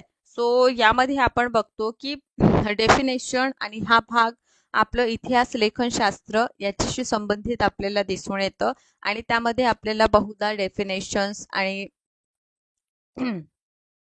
इतिहासकार यांनी दिलेली जी थेरीज आहे ते अभ्यास करायचा आहे. सो लक्षात घ्या, इतिहास हा भूतकाळ आणि वर्तमान काळातील संवाद आहे असं E.H. कार यांनी म्हटलेलं आहे. नेक्स्ट प्रश्न आहे, महासभेच्या कामकाजाची माहिती आपल्याला कुठून मिळतं? ओके, सो इथे आपल्याला 4 ऑप्शन आहे आणि 100% अशा स्वरूपाचं एन्शंट हिस्ट्रीवर प्रश्न येताना आपल्याला दिसून येतात. 4 ऑप्शन आहे. ऑप्शन ए उत्तर मेरूर अभिलेख, बी आहे तंजोर, सी आहे मणिमंगलम अभिलेख की ऑप्शन डी यापैकी एकही नाही. ठीक आहे. सो लक्षात घ्या, महासभेविषयी माहिती आपल्याला मिळालेली आहे उत्तर मेरूर अभिलेखातून. आता हा उत्तर मेरूर अभिलेख कोणाचा आहे? तर चोल काळातील आपल्याला हा उत्तर मेरूर अभिलेख जे आहे ते दिसून येतं. आणि उत्तर मेरूर अभिलेख का बरं आपल्या एक्झामिनेशनच्या पॉइंट ऑफ व्ह्यूने महत्वाचा आहे? कारण यामध्ये स्थानिय स्वराज्याची सविस्तर माहिती आपल्याला मिळतं. त्यामुळे उत्तर मेरूर अभिलेख एक्झामिनेशनसाठी महत्वाचा आहे. चोल शासन व्यवस्थेविषयी माहिती देणारा उत्तर मेरूर अभिलेख खूप इम्पॉर्टंट ठरणार आणि स्पेशली यामध्ये स्थानिय स्वराज्याविषयी माहिती आहे. त्यामुळे हा अभिलेख आपल्या एक्झामिनेशनसाठी महत्वाचा ठरतो. नेक्स्ट प्रश्न आहे, फो को की बौद्ध राज्यांचा वर्णन असं ग्रंथ कोणी लिहिलेला आहे किंवा हे कोणाचा यात्रा वृत्तांत आहे? ऑप्शन 4 आपल्याला इथे दिलेले आहे. त्यापैकी option A Sungyun, option B सुमाचीन, ऑप्शन सी फाहियान आणि ऑप्शन डी आहे यापैकी काहीही नाही. आता इथे लक्षपूर्वक बघा, फोकोकी हे कोणाचं वर्णन आहे? ठीक आहे. सो फोकोकी आपल्याला दिसून येतं कोणाची रचना आहे? फाहियान यांची रचना आहे.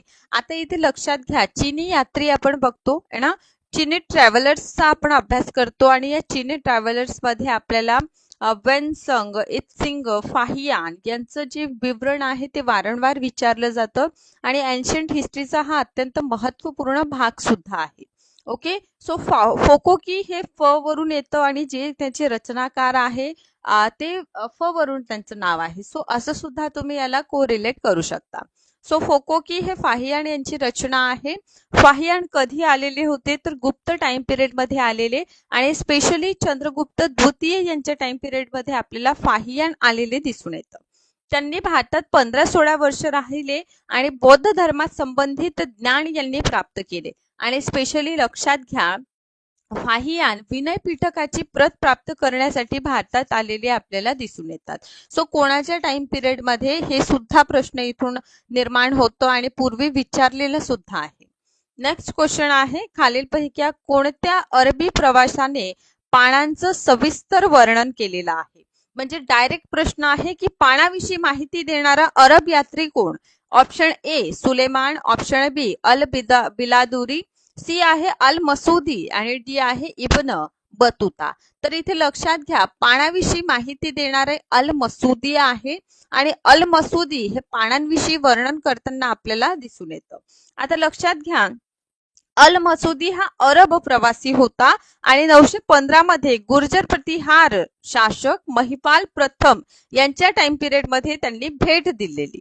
ठीक आहे, याचा अर्थ ऑब्व्हियसली त्यांनी गुर्जर प्रतिहार शासक किंवा यांच्या टाइम पिरियड विषयी माहिती दिलेली आहे आणि महिपाल यांच्या गुणांविषयी सविस्तर सांगितलं. सोबतच त्यांनी पाण्याचं सुद्धा वर्णन केलेलं आपल्याला दिसून येतं. ओके, सो अशा प्रकारे हे अल मसुदी झाले. समोरचा प्रश्न आपल्याला दिसून येतं की हर्षवर्धनाच्या स्वाक्षरीची प्रत खालीलपैकी कोणत्या नोंदीत आढळते? ए आहे मंदसौर अभिलेख आहे, बी आहे परमार प्रवाह संदर्भ, सी आहे पुलकेशिन द्वितीय यांचं ऐहोल प्रशस्ती लेख आणि डी आहे बसखेडा नोंदी. सो हर्षवर्धन हे आपल्याला वर्धन घराण्याचे शासक दिसून येतात आणि यांच्या टाइम पिरियड मध्ये आपण बघतो की कशा पद्धतीने कन्नौजला महत्व प्राप्त झालेले होते आणि कन्नौज ही मोखरी घराण्याची राजधानी होती आणि समोर चालून ती हर्षवर्धनाची राजधानी होणार. हे सगळं आपण एन्शियंट हिस्ट्रीचा जो थेरिकल पार्ट आहे त्यामध्ये अभ्यास केलेला आहे. सो बसखेडा अभिलेख यामध्ये आपल्याला काय मिळतं? हर्षवर्धन यांच्या हस्ताक्षराची जे प्रत आहे ती आपल्याला प्राप्त झालेली आहे. यातून हर्षवर्धन स्वतः एक सुलेखन आपल्याला असताना दिसून येतात. त्यामुळे बसखेडा अभिलेख व्यवस्थित आपल्याला लक्षात घ्यायचा आहे. सोबतच बसखेडा अभिलेख हे वर्तन घराण्यांविषयी सामाजिक परिस्थिती जाणून घेण्यामध्ये हे मदत होते ना. आणि सोबतच जर हर्षवर्धन यांची प्रत मिळालेली आहे त्यांच्या हँडरायटिंगची, सो ऑब्व्हियसली ते एक सुलेखनकार आपल्याला दिसून येते असल्याचे. ओके, सो नेक्स्ट प्रश्न आहे हडप्पा संस्कृतीत खालीलपैकी कोणते युद्ध क्षेत्र उपलब्ध नव्हते? म्हणजे यापैकी कोणतं असं अवजार आहे जे आपल्याला हडप्पा संस्कृतीमध्ये दिसून येत नाही? तर यासाठी 4 ऑप्शन आहे. ऑप्शन ए आहे धनुष्यबाण, ऑप्शन बी आहे तलवार, सी आहे ढाल आणि चौथा आहे शिरस्त्र. आता इथे बघा ऑप्शन अ आहे फक्त 1, ऑप्शन बी आहे 2 आणि 3, ऑप्शन सी आहे 1, 3 आणि 4 आणि ऑप्शन डी आहे 2, 3 आणि 4. आता हडप्पा संस्कृतीशी विचारलेला आहे हा प्रश्न महत्वाचा ठरणार आपल्यासाठी. तर हडप्पा संस्कृतीमध्ये तलवार, ढाल आणि आपल्याला शिरस्त्र आपल्याला दिसून येतात. ठीक आहे, म्हणजे हे आपल्याला युद्ध क्षेत्रामधून मिळालेले काय आहे अवजारे दिसून येतात. त्यामुळे ऑप्शन क्रमांक ड सोबत जाणार की सिंधू सभ्यतेमध्ये आपल्याला तलवार, ढाल आणि शिरस्त्र यांचा वापर केल्याचं दिसून येतं. यानंतरचा प्रश्न आहे यादी दिलेली आहे आपल्याला अ गट आणि ब गट, त्यासाठी आपल्याला 4 ऑप्शन मिलान करण्यासाठी दिलेला आहे. आता पहिला गट मी अगोदर सांगते, सिंधू सभ्यतेचा उत्तर सीमा, ऑप्शन बी आहे सिंधू सभ्यतेची दक्षिण सीमा, ऑप्शन सी आहे सिंधू सभ्यतेची पूर्वी सीमा आणि ऑप्शन डी आहे सिंधू सभ्यतेची पश्चिम सीमा.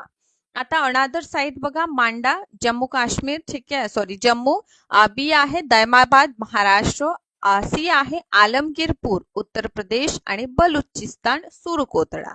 ओके, चला सो इथे लक्षात घ्या आता काय विचारलेलं आहे उत्तर.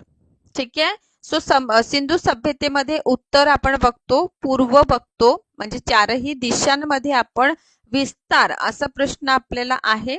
तर इथे आपल्याला लक्षात घ्यायचं आहे सर्वप्रथम इथे उत्तरेमध्ये आपण कुठपर्यंत विस्तार या सभ्यतेचा बघतो तर मांडापर्यंत बघतो.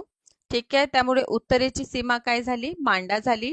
पूर्व आपण बघतो की मेरठ पर्यंत आलमगीरपूर, ठीक आहे म्हणजे उत्तर प्रदेश पर्यंत आपल्याला दिसून येईल.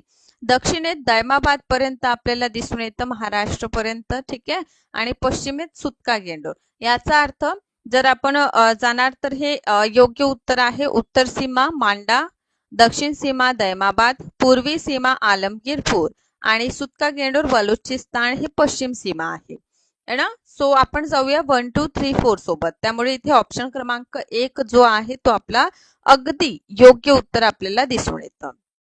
नेक्स्ट समोरच्या प्रश्नाकडे आपण वळूया. समोरचा प्रश्न आहे हडप्पाच्या तांब्याचं रथ कोणत्या ठिकाणाहून मिळतो? ठीक आहे, तांब्याचं रथ हडप्पा संस्कृतीमध्ये आपल्याला कुठे मिळतं?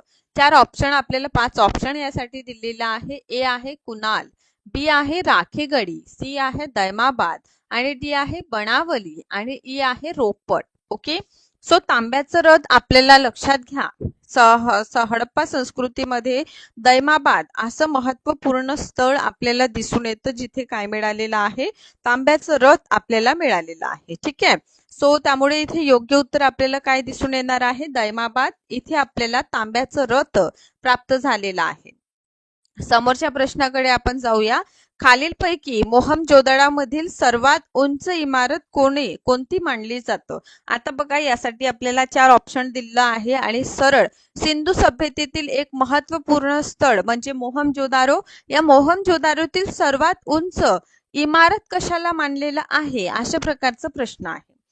ऑप्शन ए आहे विशाल स्थानागृह, बी आहे विशाल अन्नागर, सी आहे असेंब्ली हॉल आणि डी आहे यापैकी काहीही नाही. चला, सो या ठिकाणी लक्षात घ्या, आपण काय बघतो? व्हेरी करेक्ट आन्सर आपल्याला इथे, ओके, व्हेरी करेक्ट आन्सर इथे आपल्याला दिसून येतं विशाल स्थानागृह हे सिंधू सभ्यतेतील मोहनजोदडोमधील सर्वात महत्वपूर्ण इमारत जी आहे याला मानलेलं आपल्याला दिसून येतं. नेक्स्ट प्रश्न आहे, सिंधू खोरे संस्कृतीच्या विकसित अवस्थेत खालीलपैकी कोणत्या गटात घरांमध्ये विहिरींचे अवशेष सापडले आहे? आता इथे आणखीन एक महत्वपूर्ण आपल्याला बाब लक्षात घ्यायचा आहे की जेव्हा क्वेश्चन आपल्याला विचारलं देत जातं ते थोडं मोठं असतं. आता मोठं का बरं असेल? कारण ते विद्यार्थी संभ्रम निर्माण करण्यासाठी म्हणू शकता की टाइम कन्झ्युम होत असते आणि विद्यार्थ्यांचं अंडरस्टँडिंग लेवल त्यासाठी क्वेश्चनसाठी व्यवस्थित असायला हवी.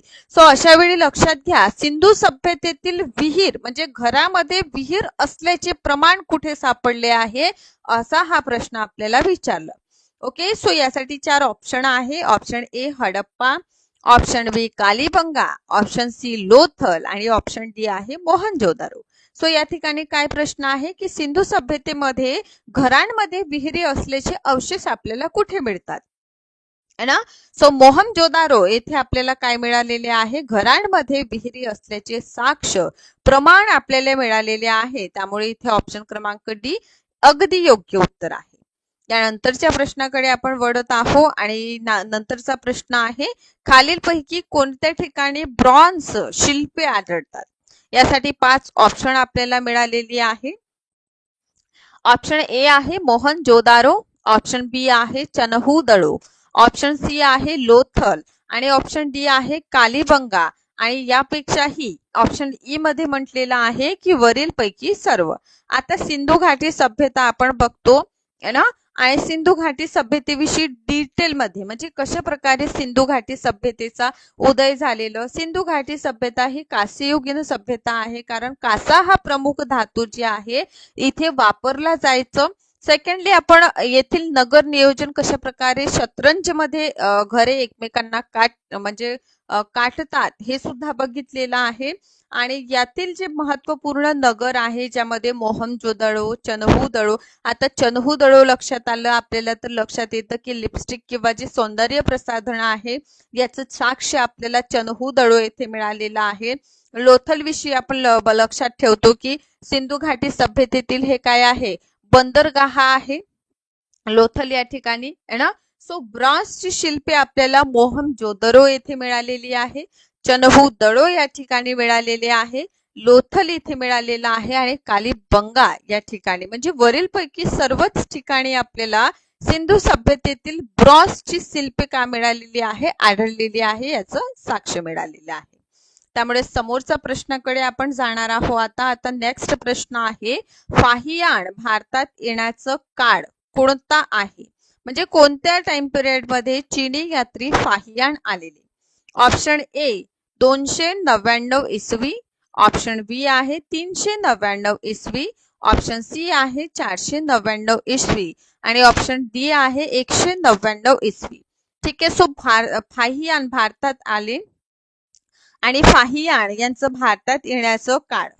ठीक आहे, सो फाहियान यांचं भारतात येण्याचा काळ कोणता आहे तर 399 ईस्वी मध्ये आपण बघतो की चीनी यात्री फाहियान आलेले आहे ना. सो फाहियान आपण बघतो की कशा पद्धतीने होकोकी ही त्यांची रचना आहे हो ना. हा, सो हे खूप महत्वपूर्ण पॉइंट्स आहे. चीनी प्रवासी म्हणा, चीनी यात्री म्हणा, आणि चीनी यात्री बघा बौद्ध धर्मासंबंधित इन्फॉर्मेशन कलेक्ट करण्यासाठी जे आपले त्रिपिटक आहे याचं प्रत प्राप्त करण्यासाठी भारतात आलेले आपल्याला दिसून येतात. त्यामुळे समोरच्या प्रश्नाकडे आपण वळूया. समोरचा प्रश्न आहे अथर्व वेदात वर्णन केले आहे. ए वैदिक शास्त्र, जादूटोणा, धनुर्विद्या, ताबीज पद्धतीविषयी. बी आहे यज्ञ विधींच्या पद्धती सांगितलेला आहे. सी आहे संगीतासंबंधित माहिती दिलेली आहे की डी वरील पैकी काहीही नाही. सो आपल्याला इथे ऑप्शन क्रमांक डी जो आहे तो आपण कट करणार. आता संगीताविषयी माहिती देणारा कोणता वेद आपल्याला दिसून येतो? सामवेद. सामवेदामध्ये आपण बघतो की भारतीय संगीताचा उगम जो आहे तो सामवेदात आपल्याला दिसून येतो. आणि आपले 7 स्वर जे आहे सारे गम पध निसा हे 7 स्वराची उत्पत्ती आपल्याला कुठे बघायला मिळतं? सामवेदामध्ये. आता नेक्स्ट बी कडे जाऊया. यज्ञविधीच्या पद्धती आपल्याला कुठे मिळालेली आहे तर हा आपल्याला यजुर्वेद दिसून येतं ज्यामध्ये यज्ञ अनुष्ठान या संबंधित माहिती मिळालेली आहे. यामध्ये 2 आपल्याला पक्ष दिसून येतात, शुल्क यजुर्वेद आणि कृष्ण यजुर्वेद आहे ना. सो याविषयी सुद्धा डिटेल मध्ये बघितलेला आहे. ऑप्शन ए कडे जाऊया आपण. वैदिक शास्त्र, जादूटोणा, धनुर्विद्या, ताबीज पद्धती या सर्वांविषयी आपल्याला अथर्व वेदात सांगितलेला आहे. अथर्व गिरस यांनी हा निर्माण केलेला आहे, त्यामुळेच याला अथर्व वेद असं आपण म्हणतो. सुरुवातीला अथर्व वेदांचं वेदामध्ये समावेश नव्हता, पण नंतर अथर्व वेद याला वेदात समाविष्ट करण्यात आले आणि वेदाला आपण वेद चातुष्ट असं आपण म्हणतो. त्यामुळे अथर्व वेदाविषयी लक्षात घ्या. ऑप्शन क्रमांक ए या ठिकाणी आपलं काय राहील? योग्य उत्तर राहील. समोरच्या प्रश्नाकडे आपण जाऊया. यामध्ये विचारलेला आहे की कोणती रचना कालिदासांची नाही? ऑप्शन ए आहे अभिज्ञान शाकुंतलम, ऑप्शन बी आहे मालविका अग्निमित्रम, सी आहे मुद्रा राक्षस आणि डी आहे रघुवंश. आता बघा इथे कालिदास आपण बघतो ना, आणि कालिदास यांचे जे बुक लिस्ट खंडकाव्य, महाकाव्य हे सगळ्यांविषयी आपण डिटेल मध्ये अभ्यास केलेला आहे. आणि एक्झामिनेशन मध्ये त्यांचं अभिज्ञान शाकुंतलम असो, मालविका अग्निमित्रम असो किंवा रघुवंशम असो याविषयी प्रश्न कधी ना काळी नक्कीच आपल्याला एक्झामिनेशन मध्ये विचारलेले दिसून येतात. त्यामुळे एक्झामिनेशनच्या पॉइंट ऑफ व्ह्यूने खूप महत्वपूर्ण हा भाग आहे. आणि इथे लक्षात घ्या ऑप्शन क्रमांक सी मुद्रा राक्षस ही जी रचना आपल्याला दिसून येतं ती विशाखा दत्त द्वारा रचित मुद्रा राक्षस नाटक आहे. आणि यापैकी कोणती रचना नाही तर मुद्रा राक्षस ही कालिदासांची रचना नाही. इतर जे आपण बघत आहोत ज्यामध्ये अभिज्ञान शाकुंतलम, मालविका अग्निमित्रम आणि रघुवंश हे सगळे रचना आपल्याला कालिदासांची दिसून येतात. त्यामुळे आपण समोरच्या प्रश्नाकडे वळण्यापूर्वी खालीलपैकी कोणते बौद्ध कार्य आहे? ए रघुवंश, बी आहे महावंश, सी आहे हरिवंश आणि डी आहे शशीवंश. आता बघा यामधून 3 जे आहे ते आपल्याला वेगळे ऑप्शन दिसून येईल आणि 1 म्हणजे यापैकी एक असा आपल्याला ऑप्शन दिसून येईल जो वेगळा आहे. आता वेगळा म्हणजे काय तर बौद्ध ग्रंथ हा आहे. यामध्ये बघा मी तुम्हाला 16 महाजन पद सांगितलेलं होता आणि या 16 महाजन पदामध्ये मी एक महत्वपूर्ण आपण भाग बघितला होता तो म्हणजे अंगुरकम विद्या आणि महावंश. यामध्ये आपल्याला काय दिसून येतं? उल्लेख दिसून येत आहे ना. सो व्हेरी करेक्ट आन्सर इथे ऑप्शन क्रमांक बी आहे. आता बघा रघुवंश, हरिवंश आणि शशीवंश यांना स्किप करायचं का बरं? कारण हे बौद्ध ग्रंथ नाही तर महावंश हा बौद्ध ग्रंथ आपल्याला दिसून येतं. त्यामुळे आपलं योग्य उत्तर ऑप्शन क्रमांक बी आहे. महावंश ही पाली भाषेत लिहिलेली एक काव्य रचना आहे आणि हा जो महावंश आहे यामध्ये श्रीलंकेच्या राजाचे वर्णन आहे. कलिंगचा राजा विजयाच्या श्रीलंकेत आगमनापासून राजा महासेन पर्यंतचा कालावधीचं वर्णन महावंशमध्ये केलेलं आहे. हे सिंहली म्हणजे श्रीलंकेचे प्रसिद्ध ऐतिहासिक महाकाव्य आहे. भारतातील क्वचितच असे कोणतेही राज्य असेल ज्याचा इतिहास सिंहली म्हणजे श्रीलंका इतका सुरक्षित असेल. ठीक आहे. सो डब्ल्यू गिनर यांच्या मतांचा आधार महावंश आहे. महान लोकांच्या वंशांची ओळख करून देणारा आणि स्वतः महान असल्यामुळे याला महावंश असं नाव जे आहे ते देण्यात आलेले. अशा प्रकारचा आपल्याला महावंश हा बौद्ध ग्रंथ दिसून येतो. नेक्स्ट क्वेश्चन आहे, खालीलपैकी कोण जैन लेखक नाही? अशा प्रकारचे प्रश्न जे आहे ते आपल्याला महाराष्ट्र सेट एक्झामिनेशन मध्ये सुद्धा विचारले जातात. त्यामुळे एक्झामिनेशनच्या पॉइंट ऑफ व्ह्यूने हे जे प्रश्न आहे खूपच महत्वपूर्ण आपल्याला दिसून येतात. यामध्ये बघा, खालीलपैकी कोणता जैन लेखक नाही? ए आहे हेमचंद्र, बी आहे हरिभद्र, सी आहे सिद्धिसेना आणि डी आहे अमर सिंग. सो यामध्ये आपल्याला सरळच दिसून येत आहे जैन ग्रंथ यापैकी कोणता नाही म्हणून. ओके, सो लक्षात घ्या यापैकी अमर सिंग है ना हे जैन लेखक आपल्याला दिसून येत नाही. ठीक आहे. आपण बुद्धिझम आणि जैनिझमचा अभ्यास करीत असतो आणि या अभ्यास करीत असताना आपल्याला जे आहे त्या संबंधित जे जसं बुद्धिझम संबंधित महत्वपूर्ण ग्रंथ कोणते आहे, जैनिझम संबंधित महत्वपूर्ण ग्रंथ कोणते आहे, हा जो महत्वपूर्ण भाग आहे ते आपल्या एक्झामिनेशनच्या पॉइंट ऑफ व्ह्यूने सुद्धा खूप महत्वपूर्ण आपल्याला दिसून येतं आणि या भागातून देखील आपल्याला एक्झामिनेशन मध्ये प्रश्न विचारले जातात. त्यामुळे बुद्धिझम लिस्ट करून घ्या की कोणकोणते ग्रंथ आहे ॲज वेल ॲज लेखक कोणते आहे. सोबतच जैनिझम साठी सुद्धा लेखक आणि त्यांचं ग्रंथ आणि ग्रंथांचं काय असं वैशिष्ट्य आपल्याला दिसून येतं तर ही बाब सुद्धा आपल्याला माहीत असावी. आणि इथे आपल्याला दिसून येते अमरसिंग योग्य उत्तर आहे, कारण अमरसिंग हे जैन लेखक नाहीत. नंतरचा प्रश्न आहे, राजतरंगिणीचा इतिहासाशी संबंधित आहे. ए आहे मथुरेचा इतिहास, बी मगधचा इतिहास, सी आहे जोधपूरचा इतिहास आणि डी आहे काश्मीरचा इतिहास. ठीक आहे. तर यामध्ये आपण बघतो राजतरंगिणी हे महत्वपूर्ण ग्रंथ आपल्याला आहे जे कल्हण यांच्याद्वारे लिखित आहे.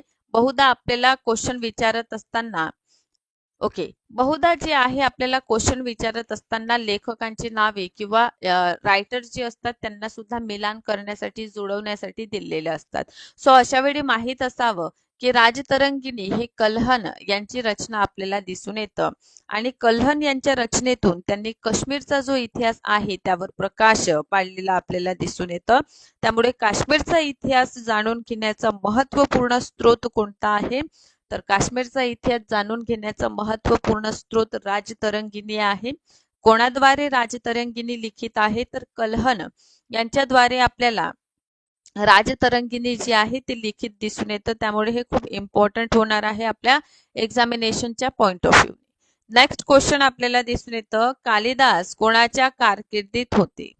अ समुद्रगुप्त, बी आहे अशोक दी ग्रेट, सी आहे समुद्रगुप्त प्रथम आणि डी आहे चंद्रगुप्त दुसरा. आता कालिदास यांचं कारकीर्द इथे डायरेक्ट आपल्याला विचारण्यात आलेली आहे की कालिदास जे आहे कोणाच्या कारकिर्दीत होते. ठीक आहे. तर लक्षात घ्या आपल्याला इथे दिसून येतं की कालिदास ठीक आहे यांचं महत्वपूर्ण रचना सुद्धा आपल्याला माहित असावं, जसं रघुवंशम आहे, मालविका अग्निमित्रम आहे, अभिज्ञान शाकुंतलम आहे ना, ऋतुसंहार, मेघदूत, कुमार संभव ना, विक्रमोर्षीय अशा प्रकारचे महत्वपूर्ण योगदान जे आहे कालिदास यांचं दिसून येतं. आणि नक्कीच अशा वेळी प्रश्न जे आहे ते उपस्थित होतात की कालिदास हे कोणाच्या कारकिर्दीत आपल्याला दिसून येतं तर चंद्रगुप्त द्वितीय. आता हे चंद्रगुप्त द्वितीय कोणत्या वंशाशी संबंधित आहे तर यावेळी आपल्याला माहीतही असावं की चंद्रगुप्त द्वितीय ज्यांना विक्रमादित्य आपण ओळखतो हे गुप्त वंशीय शासक होते आणि या गुप्त वंशीय शासकांच्या टाइम पिरियड मध्ये आपण कोणाला बघतो कालिदास. आता चंद्रगुप्त द्वितीय यांचं नवरत्न आपण बघतो आहे की नाही आणि त्यामध्ये एक नाव म्हणजे कालिदासांचं आपल्याला दिसून येतं. त्यामुळे इथून बघा खूप इम्पॉर्टंट प्रश्न आपल्याला निर्माण होताना जे आहे ते दिसून येतं. सो याविषयी आणखीन विस्तृत स्वरूपामध्ये बघूया. कालिदासांचे वास्तव्य चंद्रगुप्त द्वितीय यांच्या काळात होते. चंद्रगुप्त द्वितीय, ज्यांना चंद्रगुप्त विक्रमादित्य या नावाने सुद्धा ओळखलं जातं, यांचं टाइम पिरियड आहे इसवी सन 380 पासून तर 412 पर्यंत यांचं टाइम पिरियड आपल्याला दिसून येतं. चंद्रगुप्त द्वितीय यांनी आपल्या साम्राज्याचा विस्तार, वैवाहिक संबंध प्रस्थापित केलेला आपल्याला दिसून येतं. यांनी कुबेर नागाशी विवाह केलेला आणि कुबेर नागा यांच्यापासून मुलगी झाली आणि ती मुलगी म्हणजे प्रभावती गुप्ता. प्रभावती गुप्ता हिचा विवाह त्यांनी कोणाशी केलं? वाकाटकांशी. वाकाटक शासक होते रुद्रसेन द्वितीय. सो रुद्रसेन द्वितीय आणि प्रभावती गुप्ता यांच्यात वैवाहिक संबंध आपल्याला दिसून येतं. कारण गुप्त टाइम पिरियड आणि वाकाटक टाइम पिरियड जे आहे म्हणजे वाकाटक वंश जे आहे ते पॅरलली आपल्याला दिसून येतं की राज्य शासन त्यांनी केलेलं आहे. सो अशा वेळी आपण बघतो की इतिहासामध्ये लक्षात घ्या की जेव्हा दोन प्रबळ एम्पायर डेव्हलप होत असतात, त्यांचा विकास होत असतं, एकतर त्यांमध्ये शत्रुता क्रिएट होणार किंबहुना वैवाहिक संबंध प्रस्थापित होताना आपल्याला दिसून येतं. सो यावेळी आपण वाकाटक आणि गुप्तांमध्ये काय बघतो? वाकाटक आणि गुप्तांविषयी आपण बघतो की यांच्यामध्ये वैवाहिक संबंध प्रस्थापित झाले, ज्यामध्ये आपण बघतो की चंद्रगुप्त द्वितीय यांची मुलगी प्रभावती गुप्ता आणि वाकाटक शासक रुद्रसेन द्वितीय यांचा विवाह झालेला. आणि नंतर आपण बघतो की चंद्रगुप्त यांनी चांदी जी आहे, ठीक आहे, सिल्वर कॉइन सुद्धा यांनी सुरू केलेले आपल्याला दिसून येतं. आणि चंद्रगुप्त द्वितीय यांच्या दरबारामध्ये 9 रत्ने होती आणि या 9 रत्नांमध्ये आपल्याला शपनक दिसून येतं, जे ज्योतिष संबंधित आहे. कालिदास आहे, अमरसिंग आहे, हे यांच्या दरबारी आपल्याला दिसून येतं की गुप्तकालीन हे प्रसिद्ध विद्वान होते. आणि कालिदासांच्या रचनांमध्ये ऋतुसंहार आहे, मेघदूत आहे, कुमार संभव आहे, रघुवंश आहे, मालविका अग्निमित्रम, अभिज्ञान शाकुंतलम, विक्रम मोर्शीय, हे जे महत्वपूर्ण रचना आहे कालिदासांचं आपल्याला दिसून येतं आणि एक्झामिनेशनच्या पॉइंट ऑफ व्ह्यूने अत्यंत महत्वपूर्ण हा भाग आहे. नेक्स्ट क्वेश्चन आपल्याला दिसून येतं की गौतम बुद्धाचा मृत्यू कोठे झाला? ठीक आहे, तर ए मध्य प्रदेश, बी हिमाचल प्रदेश, सी बिहार आणि डी आहे उत्तर प्रदेश. आता हा सुद्धा प्रश्न आपल्याला खूप इम्पॉर्टंट जे आहे एक्झामिनेशन साठी दिसून येणार आहे. ठीक आहे, कारण बुद्धिझमवर बहुधा जे काउन्सिल झालेल्या परिषदा झालेल्या आपल्याला दिसून येतात. या परिषदांवर वारंवार प्रश्न जे आहे ते विचारलेले आहे आणि जर या भागातून प्रश्न विचारले जातात याचा अर्थ हा भाग सुद्धा आपल्या एक्झामिनेशन साठी इम्पॉर्टंट आहे. सो डायरेक्टली इथे उत्तर आपल्याला उत्तर प्रदेश दिसून येईल, यूपी आपल्याला दिसून येते. कशा प्रकारे आणि का बरं? मी या पूर्वीच्या थेरी सेशन्स मध्येच हा महत्वपूर्ण भाग जो आहे तो कव्हर करून आपल्याला दिलेला आहे. तर उत्तर प्रदेशातील देवरिया जिल्ह्यापासून 28 किलोमीटर अंतरावर आहे कुशीनगर, है ना. आणि कुशीनगर मध्ये गौतम बुद्धांचा मृत्यू झालेला आपल्याला दिसून येते. ठीक आहे, तर हा ठिकाण जो आहे कुशीनारा किंवा कुशावती या नावाने सुद्धा ओळखला जातो. आता कुशीनारा जे आहे मल्ल्यांचे राज्य होते, म्हणजे मल्ल संघ आपण बघतो. ठीक आहे, गौतम बुद्धांचे मृत्यू जे आहे इसवी सन 483 मध्ये वयाच्या 80व्या वर्षी झालेला आपल्याला दिसून येतं. अशोकांनीही या पवित्र स्थळाला भेट दिली आणि ते स्तूपही बांधलेला आपल्याला दिसून येतं. हे प्रसिद्ध बुद्धिझमचं तीर्थक्षेत्र म्हणून प्रसिद्ध आलेलं आपल्याला दिसून येतं. सो अशा प्रकारे लक्षात घ्या, यांचं जे मृत्यू आहे ते कुठे झालेला आपल्याला दिसून येते? कुशीनारा. ठीक आहे, मल्ल संघ लक्षात घ्या. यानंतरचा प्रश्न की बघा, हाती गुंफा शिलालेख कोणत्या शासकांची माहिती देणारा प्रमुख स्रोत आहे?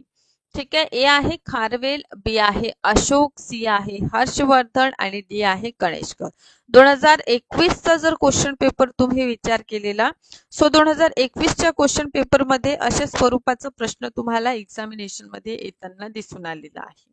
आणि प्राचीन भारताचा इतिहास याचा जर क्वेश्चन विचारण्याचा पॅटर्न जर बघितलं तर अभिलेख जे आहे या अभिलेखांवर देखील आपल्याला वारंवार एक्झामिनेशन मध्ये प्रश्न येताना दिसून येतात.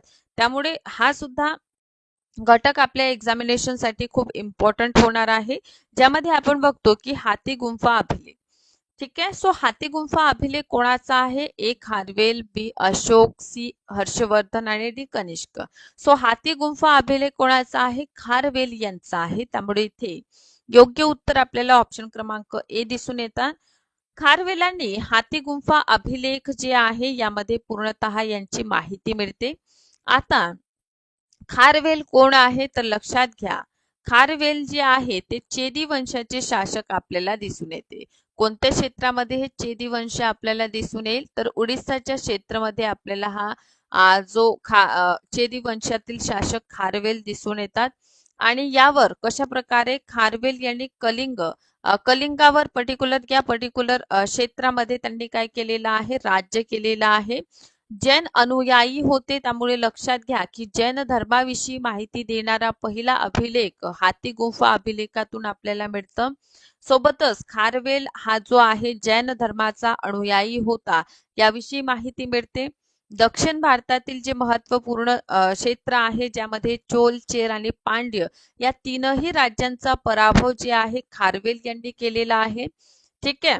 सोबतच शिलालेखांमध्ये खारवेलाला राजश्री म्हटलं आहे. हाती गुंफा शिलालेख हा पहिला शिलालेख आहे ज्यामध्ये महाराज सर्वप्रथम आपल्याला भारतवर्ष यांचा उल्लेख केलेला दिसून येतो. आणि 2021-22च्या क्वेश्चन पेपर मध्ये हा महत्वपूर्ण प्रश्न देखील आपल्याला जो आहे एक्झामिनेशन मध्ये विचारलेला आहे. सो हे खूप इम्पॉर्टंट आहे आपल्या एक्झामिनेशनच्या पॉइंट ऑफ व्ह्यूने, कारण PYQ टॉपिक आहे, प्रिव्हियस क्वेश्चन पेपर मध्ये सुद्धा विचारलेला आहे. नेक्स्ट आहे नवता टोलीचे उत्खनन कोणी केले? ए KD वाजपेयी, बी आहे VS वाकणकर, सी आहे HD संकालिया आणि डी आहे मार्टिमर व्हीलर. आता मला सांगा नवता टोली याविषयी आपण बघितलेलं आहे. नवता टोली याचं उत्खनन कोणी केलेलं आहे तर HD संकालिया यांनी नवता टोलीचं उत्खनन केलेलं आपल्याला दिसून येतं. त्यामुळे इथे योग्य उत्तर आपल्याला ऑप्शन क्रमांक सी दिसून येणार. सो HD संकालिया जे आहे यांनी नवता टोलींचं उत्खनन केलं.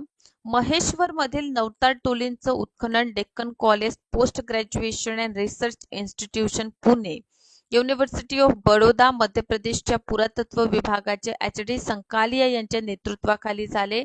कधी झाले तर 1952-1953. देन आपण बघतो 1953 पासून 54 पर्यंत संयुक्तरित्या इथे उत्खनन झालेलं आपल्याला दिसून येतं. आणि परिणामी आपल्याला दिसून येते की नवता टोली येथे चाल्कोलिथिक कालखंडापासून मध्ययुगीन काळापर्यंतच्या 5 सांस्कृतिक कालखंडाची माहिती जी आहे ते आपल्याला दिसून येते. म्हणजे पर्टिक्युलर इथे प्रोटो हिस्टोरिकल म्हणजे चाल्कोलिथिक कालावधी, ऐतिहासिक काळ, प्रारंभी ऐतिहासिक काळ आणि नंतरचा ऐतिहासिक काळ जो आहे याविषयी आपल्याला पूर्णतः नवता टोली या ठिकाणाहून काय मिळालेले आहे, प्रमाण आपल्याला मिळालेले दिसून येतात. त्यामुळे इथे आपल्याला योग्य उत्तर दिसून येतं. नेक्स्ट क्वेश्चन आहे एरण शिलालेख कोठे आहे? ए उत्तर प्रदेश, बी आहे मध्य प्रदेश, सी आहे गुजरात आणि डी आहे बिहार. मला सांगा एरण याविषयी सुद्धा प्रिव्हियस क्वेश्चन पेपर मध्ये बहुधा आपल्याला क्वेश्चनिंग जी आहे ते झालेली आहे आणि भरपूरसे प्रश्न एरण शिलालेखावर विचारलेले आहे. सो एरण शिलालेख कुठे आहे? उत्तर प्रदेश, मध्य प्रदेश, गुजरात आणि बिहार. सो एरण आपल्याला मध्य प्रदेश MP मध्ये दिसून येतं. आता एरण शिलालेख जे आहे मध्य प्रदेशातील सागर जिल्ह्यातील विदिशा जवळ बेतवा नदीच्या काठावर आहे एरण. आणि हा एरण जे आहे या ठिकाणी आपल्याला 510 AD या टाइम पिरियड मध्ये आपल्याला शिलालेख सापडतो. आणि हा शिलालेख जे आहे भानुगुप्तांचा हा शिलालेख आहे. आता हे भानुगुप्त कोण आहे तर लक्षात घ्या, भानुगुप्त गुप्तवंशीय शासक आहे. ठीक आहे. तर यामध्ये भानुगुप्तांचं अमात्य होता, म्हणजे त्यांचं मांडलिक शासक होते ज्यांचं नाव आहे गोपराज. सो गोपराज यांच्याविषयी माहिती आहे. म्हणतात की भानुगुप्त यांचा जेव्हा आक्रमण झालेलं आणि त्याचं सामंत जेव्हा लढत होता त्यावेळी आपण बघतो की भानुगुप्त यांचं जे सामंत होते म्हणजे गोपराज यांचा मृत्यू झालं आणि गोपराज यांची पत्नी सती गेली. आणि हा सती जाण्याचा जो प्रकार आहे म्हणजे एरण अभिलेखेतून आपल्याला प्राचीन भारतामध्ये गुप्त काळातील एरण अभिलेख आहे जो सती प्रथेचा आपल्याला उल्लेख करताना दिसून येतं. आणि प्रिव्हियस क्वेश्चन पेपर जर आपण बघितले तर प्रिव्हियस क्वेश्चन पेपर मध्ये वारंवार हा प्रश्न आपल्याला विचारलेला आहे. ठीक आहे. सो त्यामुळे एरन जे आहे खूप महत्वपूर्ण ठरणार आणि गुप्तवंशीय शासक भानुगुप्त यांचा एरन अभिलेख आपल्याला दिसून येतो. सो आपण समोरच्या प्रश्नाकडे वळूया. हडप्पांच्या कोणत्या ठिकाणी मणी बनवण्याची कार्यशाळा सापडली? ए आहे आंबरी, बी आहे बनावली, सी आहे लोथल आणि डी आहे बी आणि सी. आता बघा, मणके बनवण्याची फॅक्टरी आपण बघतो, मणका. ठीक आहे, मणका समजतं आपल्याला. ठीक आहे. सो मणका बनवण्याची फॅक्टरी आपल्याला कुठे मिळालेली आहे? तर लक्षात घ्या, बनावली आणि लोथल हे दोन महत्वपूर्ण आपल्याला स्थळ दिसून येतं, जिथे मणक्या म्हणजे मणी बनवण्याची कार्यशाळा जी आहे, कारखाना जो आहे तो सापडलेला आहे. त्यामुळे इथे योग्य उत्तर ऑप्शन क्रमांक डी आपल्याला दिसून येईल, कारण आपलं जे आन्सर आहे ते एकापेक्षा जास्त आपल्याला दिसून येतात. सो बघा इथे की बनावली आणि लोथल या दोनही हडप्पा ठिकाणावर मणी बनवण्याचे कारखाने सापडले आहे. लोथल येथून सापडलेल्या अवशेषांपैकी प्रमुख म्हणजे पहा, इथून आपल्याला तांदूळ, बाजरी, परशियाचा शिक्का, वात, माप यांचा पुरावा मिळतं. 3 जोडप्यांची समाधी बनावलीमधून मिळतं. घोड्यांचं सूक्ष्म मातींची मूर्ती, ज्याला मृणमूर्ती आपण म्हणतो, ते सुद्धा मिळालेली आहे. बनावली येथून आपल्याला नागराचा अवशेष मिळालेला आहे. तांब्यापासून बनवलेला वनाग्र मिळालेली आहे. मातृदेवीची मूर्ती मिळालेली आहे. मणी जे आहे ते मणी सुद्धा आपल्याला या ठिकाणाहून मिळालेली आहे. तर बनावली आणि लोथल हे दोनही हडप्पा संस्कृतीतील अत्यंत महत्वपूर्ण स्थळ आपल्याला दिसून येतात. ओके, नेक्स्ट आहे, पुरामुळे कोणते हडप्पा शहर उद्ध्वस्त झाले? ए हडप्पा, बी आहे कालीबंगा, सी कोटदीजी आणि डी आहे मोहनजोदडो. ठीक आहे. तर हा प्रश्न आपल्या एक्झामिनेशन साठी महत्वपूर्ण आपल्याला दिसून येईल. सो पुरामुळे हडप्पातील कोणता शहर उद्ध्वस्त झाला? तर तो आहे मोहनजोदडो, जो काय झालेला आहे, पुरामुळे आपल्याला उद्ध्वस्त होताना दिसून येतं. सो बघा, हडप्पा शहर मोहनजोदडो इथे वारंवार पुरामुळे उद्ध्वस्त झालेला आपल्याला दिसून येईल. हडप्पा संस्कृतीचा विस्तार सुमारे 13 लाख चौरस किलोमीटर आहे. हे संपूर्ण भारतीय उपखंडात उत्तरेपासून जम्मू पर्यंत, दक्षिणेत नर्मदाच्या मुखापर्यंत आणि पश्चिमेला मकरंद समुद्र किनाऱ्यापासून उत्तर प्रदेशातील मेरठ पर्यंत ही सभ्यता आपल्याला, संस्कृती आपल्याला पसरलेली दिसून येतं. त्यामुळे पूर आणि इतर नैसर्गिक आपत्ती, बाह्य आक्रमणे, हवामानात बदल, भूवैज्ञानिक बदल, परकीय व्यापारामध्ये जे स्थिरता आहे ती हालावली ना, अशा अनेक कारणे आपण हडप्पा संस्कृतीच्या पतनामागे बघतो. आणि या प्रमुख कारणांमध्ये बहुधा आपण पूर सुद्धा पाहिलेला आहे, की पुरामुळे या शहरांचं किंवा या सभ्यतेचं काय झालेलं आहे. तर लक्षात घ्या, या सभ्यतेविषयी दिलेले जे ओपिनियन आहे, म्हणजे जे काही व्ह्यूज आपण बघतो, हे सुद्धा आपल्या एक्झामिनेशनच्या पॉइंट ऑफ व्ह्यूने इम्पॉर्टंट पार्ट आहे, कारण या भागातून देखील आपल्याला एक्झामिनेशन मध्ये प्रश्न विचारलेले आहे. त्यामुळे हा भाग आपल्या एक्झामिनेशनच्या पॉइंट ऑफ व्ह्यूने खूप महत्वपूर्ण होणार आहे. आणि कशा प्रकारे एवढी मोठी प्रगत असलेली सभ्यतेचा आपल्याला रॅस घडून आलेलं, त्यासाठी दिलेली ओपिनियन सुद्धा आपल्या एक्झामिनेशन साठी महत्वपूर्ण ठरणार आहे. यानंतरचा प्रश्न आहे, धोलावीरा कोणत्या राज्यात आहे? धोलावीरा कोणत्या राज्यात आहे? ए आहे उत्तर प्रदेश, बी आहे राजस्थान, सी आहे गुजरात आणि डी आहे मध्य प्रदेश. सो धोलावीरा आपल्याला कुठे दिसून येतं? ठीक आहे. तर धोलावीरा लक्षात घ्या, गुजरात मध्ये कच्छच्या खाडीमध्ये आपल्याला काय दिसून येतं? धोलावीरा हे विद्यमान आहे. त्यामुळे योग्य उत्तर इथे ऑप्शन सी आहे. धोलावीरा गुजरात राज्यात आहे. गुजरात राज्यातील कच्छ जिल्ह्यात हे अवस्थित आहे. धोलावीरा सिंधू संस्कृतींचे अवशेष आपल्याला मोठ्या प्रमाणात दिसून येतं, ज्यामध्ये आपण बघतो की युनेस्कोने जागतिक वारसा यादीमध्ये धोलावीरा याला समाविष्ट केलेलं. 1968 मध्ये पुरातत्व शास्त्र जगपती जोशी यांनी धोलावीराचा शोध लावलेला, म्हणजे शोधून काढलेलं. हडप्पा संस्कृतीच्या 5 प्रमुख शहरांमध्ये जल व्यवस्थापन, बहुस्तरीय संरक्षण प्रणाली, बांधकामात दगडाचा अतिवापर आणि दफनासाठी विशेष रचना ही धोलावीराची जे खास वैशिष्ट्य आपण बघतो ते आहेत. सिंधू संस्कृतीच्या लिपीतील एक मोठा फलकही येथे सापडलेला आहे. या सगळ्यांशिवाय सगळ्यात महत्वाचं म्हणजे जसं हडप्पा शहर हे 2 भागात विभाजित आहे, मोहनजोदडो हे सुद्धा 2 भागात विभाजित आहे, पण धोलावीरा याचं रचना जर विचार केली तर हा 3 भागामध्ये आपल्याला विभाजित दिसून येतं. म्हणजे पश्चिम नगर आहे, ठीक आहे, निचला नगर आपण बघतो, ठीक आहे, पूर्व नगर आहे, ॲज वेल ॲज धोलावीरा जो आहे तो मध्य भागा म्हणजे 3 भागामध्ये आपल्याला काय दिसून येतं, धोलावीराचं डिवायडेशन जे आहे ते 3 भागांमध्ये आपल्याला दिसून येतं. त्यामुळे हा पॉइंट फॅक्च्युअल आहे. त्यामुळे एक्झामिनेशन मध्ये सुद्धा या भागातून प्रश्न आपल्याला विचारलेले दिसून येतात. नेक्स्ट आहे कोसंबी ही राजधानी होती कोणाची, वत्स्य बी आहे कोसल, सी आहे अवंती आणि डी आहे काशी. तर लक्षात घ्या 16 महाजनपदांपैकी आपण गणतंत्रात्मक महाजनपदे आणि राजतंत्रात्मक महाजनपदे यांचा अभ्यास डिटेलमध्ये आपण केलेला आहे आणि कोसंबी यांची वत्स्याची राजधानी आपल्याला दिसून येतं. त्यामुळे इथे योग्य उत्तर आपल्याला ऑप्शन क्रमांक ए आहे. नेक्स्ट क्वेश्चन आहे खालीलपैकी कोणत्या ठिकाणी विटांची गोदी कॅबेच्या आखाताशी जोडलेले आहे. ए आहे लोथल, बी आहे सुतका गेंडोर, सी आहे चन्हूदडो आणि डी आहे कालीबंगन. ठीक आहे, सो कोणतं असं महत्वपूर्ण स्थळ आहे जिथे आपल्याला विटांचे कॅबे मिळते, तर सिंधू सभ्यतेतील लोथल आपल्याला काय दिसून येतं असं स्थळ आहे जिथे गोदी आपल्याला मिळालेली आहे आणि लोथल जे आहे ते गोदीसाठी प्रसिद्ध असल्याचा आपण वारंवार जो आहे ते अभ्यास करीत आहोत. त्यामुळे इथे आपल्याला दिसून येईल की लक्षात घ्या गोदीसाठी कोणतं प्रसिद्ध आहे, तर लोथल जे आहे ते गोदीसाठी प्रसिद्ध आपल्याला दिसून येतात. त्यामुळे योग्य उत्तर इथे ऑप्शन क्रमांक ए आहे.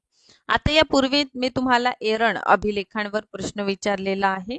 तर खालीलपैकी मध्य प्रदेशातील एरण येथील सतीच्या पहिल्या स्मारकांची तारीख काय आहे. ए आहे 350 एडी, बी आहे 375 म्हणजे 375 एडी, सी आहे 470 एडी की ऑप्शन डी 510. आता हा एरण अभिलेख आपल्या एक्झामिनेशनच्या पॉइंट ऑफ व्ह्यूने का बरं महत्वाचा आहे, कारण या एरण अभिलेखेतून आपल्याला सतीप्रथेचा प्रथम उल्लेख मिळालेला आहे. एरण अभिलेख कोणत्या काळाशी संबंधित आहे, सो गुप्त काळाशी हे संबंधित आहे. पर्टिक्युलर गुप्त शासक आपण बघतो भानुगुप्त जे आहे यांचं एरण अभिलेख आहे जो त्यांचा सामंत गोपराज असतो. त्यांच्या मृत्यूनंतर त्यांची पत्नी जी आहे ते सती जाते. यातूनच सती प्रथेचा प्रथम उल्लेख करणारा जो पुरावा आपल्याला मिळतो तो एरण मध्ये मिळतो. ठीक आहे, त्यामुळे हे एरण जे आहे त्यामध्ये 510 एडी आपल्याला सांगितलेलं तारीख दिसून येतं. त्यामुळे इथे योग्य उत्तर आपल्याला ऑप्शन क्रमांक डी जे आहे त्यासोबत आपण जाणार आहोत. समोरच्या प्रश्नाकडे वळूया. ललित विस्तार एक बौद्ध ग्रंथ यात लिहिला आहे. ए पाली, बी संस्कृत, सी प्राकृत आणि डी आहे अर्ध मगधी. आता मला सांगा की जे आपण ललित विस्तर हा ग्रंथ बघतो महत्वपूर्ण बौद्ध ग्रंथ आहे जे कशामध्ये लिहिला आहे, संस्कृत मध्ये आपल्याला दिसून येतं. ललित विस्तर हा कोणता, आता बघा आता बौद्ध ग्रंथ पाली मध्ये लिहिलेली आहे. ठीक आहे, पण काही बौद्ध ग्रंथ आपल्याला त्यांची रचना जी आहे ते संस्कृत मध्ये सुद्धा झाल्याची दिसून येतं. त्यामुळे इथे योग्य उत्तर काय आहे, ललित विस्तर हे संस्कृत मध्ये लिहिलेलं आपल्याला दिसून येतं. नेक्स्ट प्रश्न आहे हडप्पा संस्कृतीचे सर्वात दक्षिणेकडील ठिकाण कोणते. ए आहे दगड, बी पोटन, सी दैमाबाद आणि डी आहे रंगपूर. आता बघा पूर्व पश्चिम उत्तर दक्षिण असं आपलं दिशा आहे. तर उत्तरेकडे मांडा आहे आणि पूर्वेकडे आलमगीरपूर पर्यंत आपल्याला विस्तार दिसून येतं आणि पश्चिमेत सुतका गेंडोर पर्यंत आपल्याला या सभ्यतेचा विस्तार झालेला दिसून येतं. आणि जर आपण विचार केलेलं दक्षिणेचा तर दक्षिणेमध्ये दैमाबाद यापर्यंत आपल्याला या सभ्यतेचा विस्तार जो आहे तो झालेला काय आहे दिसून येतं. याचा अर्थ जर इथे सीमा विचारण्यात आली पूर्व पश्चिम उत्तर दक्षिण तर चारही सीमांचा विस्तारित क्षेत्र आपल्याला माहित असावं. याचा आकार विचारला तर त्रिभुजाकार आकार आहे हे सुद्धा आपल्याला माहित असावा. आणि पर्टिक्युलर या प्रश्नामध्ये दक्षिणेचं ठिकाण विचारलं तर दक्षिणेचं ठिकाण कोणतं आहे? दैमाबाद आहे. त्यामुळे इथे योग्य उत्तर काय होणार? दैमाबाद होणार. तर यानंतरचा प्रश्न आहे की तीन चेहऱ्यांसह ध्यानाच्या मुद्रेत बसलेला माणूस कोठून मिळवलेल्या सीलवर आढळतो? ए हडप्पा, बी मोहनजोदडो, सी कालीबंगा आणि डी आहे लोथल. सो तीन चेहऱ्यांसह ध्यानाच्या मुद्रेत बसलेली जी मूर्ती आहे ती आपल्याला मोहनजोदडो या ठिकाणाहून मिळालेली आहे. ओके. आणि शेवटचा आहे मध्यम शहर, याचा पुरावा कुठे सापडतो? ए आहे धोलावीरा, बी कालीबंगा, सी राखीगढी आणि डी आहे आंबरी. आता लक्षात घ्या, सिंधू घाटी सभ्यतेमध्ये आपण नगर नियोजन बघतो आणि नगर 2 भागात विभाजित आहे. पण धोलावीरा हे आपल्याला कुठं कसं दिसून येतं? 3 भागात जे आहे ते विभाजित दिसून येतं. त्यामुळे मध्यम शहर आपल्याला धोलावीरा या ठिकाणी दिसून येतं. सोबतच आजच्या पर्टिक्युलर व्हिडिओ लेक्चरच्या माध्यमातून कंप्लीट युनिट 1 मी तुम्हाला कव्हर करून दिलेला आहे. आणि या युनिट 1 मधून बहुधा जे रिपीटेड फॉर्म मध्ये प्रश्न विचारले जातात असे प्रश्न आणि असे महत्त्वपूर्ण टॉपिक सुद्धा आज आपण डिस्कस केलेले आहे. सोबतच ज्या स्टुडंटनी आतापर्यंत कोर्सला जॉईन केलेलं नाही त्यांनी कोर्सला जॉईन करा, जेणेकरून येणाऱ्या परीक्षेमध्ये आपल्याला याचा फायदा होताना दिसून येईल. अशाच प्रकारे सेशनला बघत राहा. सेशनला लाईक करा, शेअर करा, चॅनलला सबस्क्राईब करा. Thank you so much.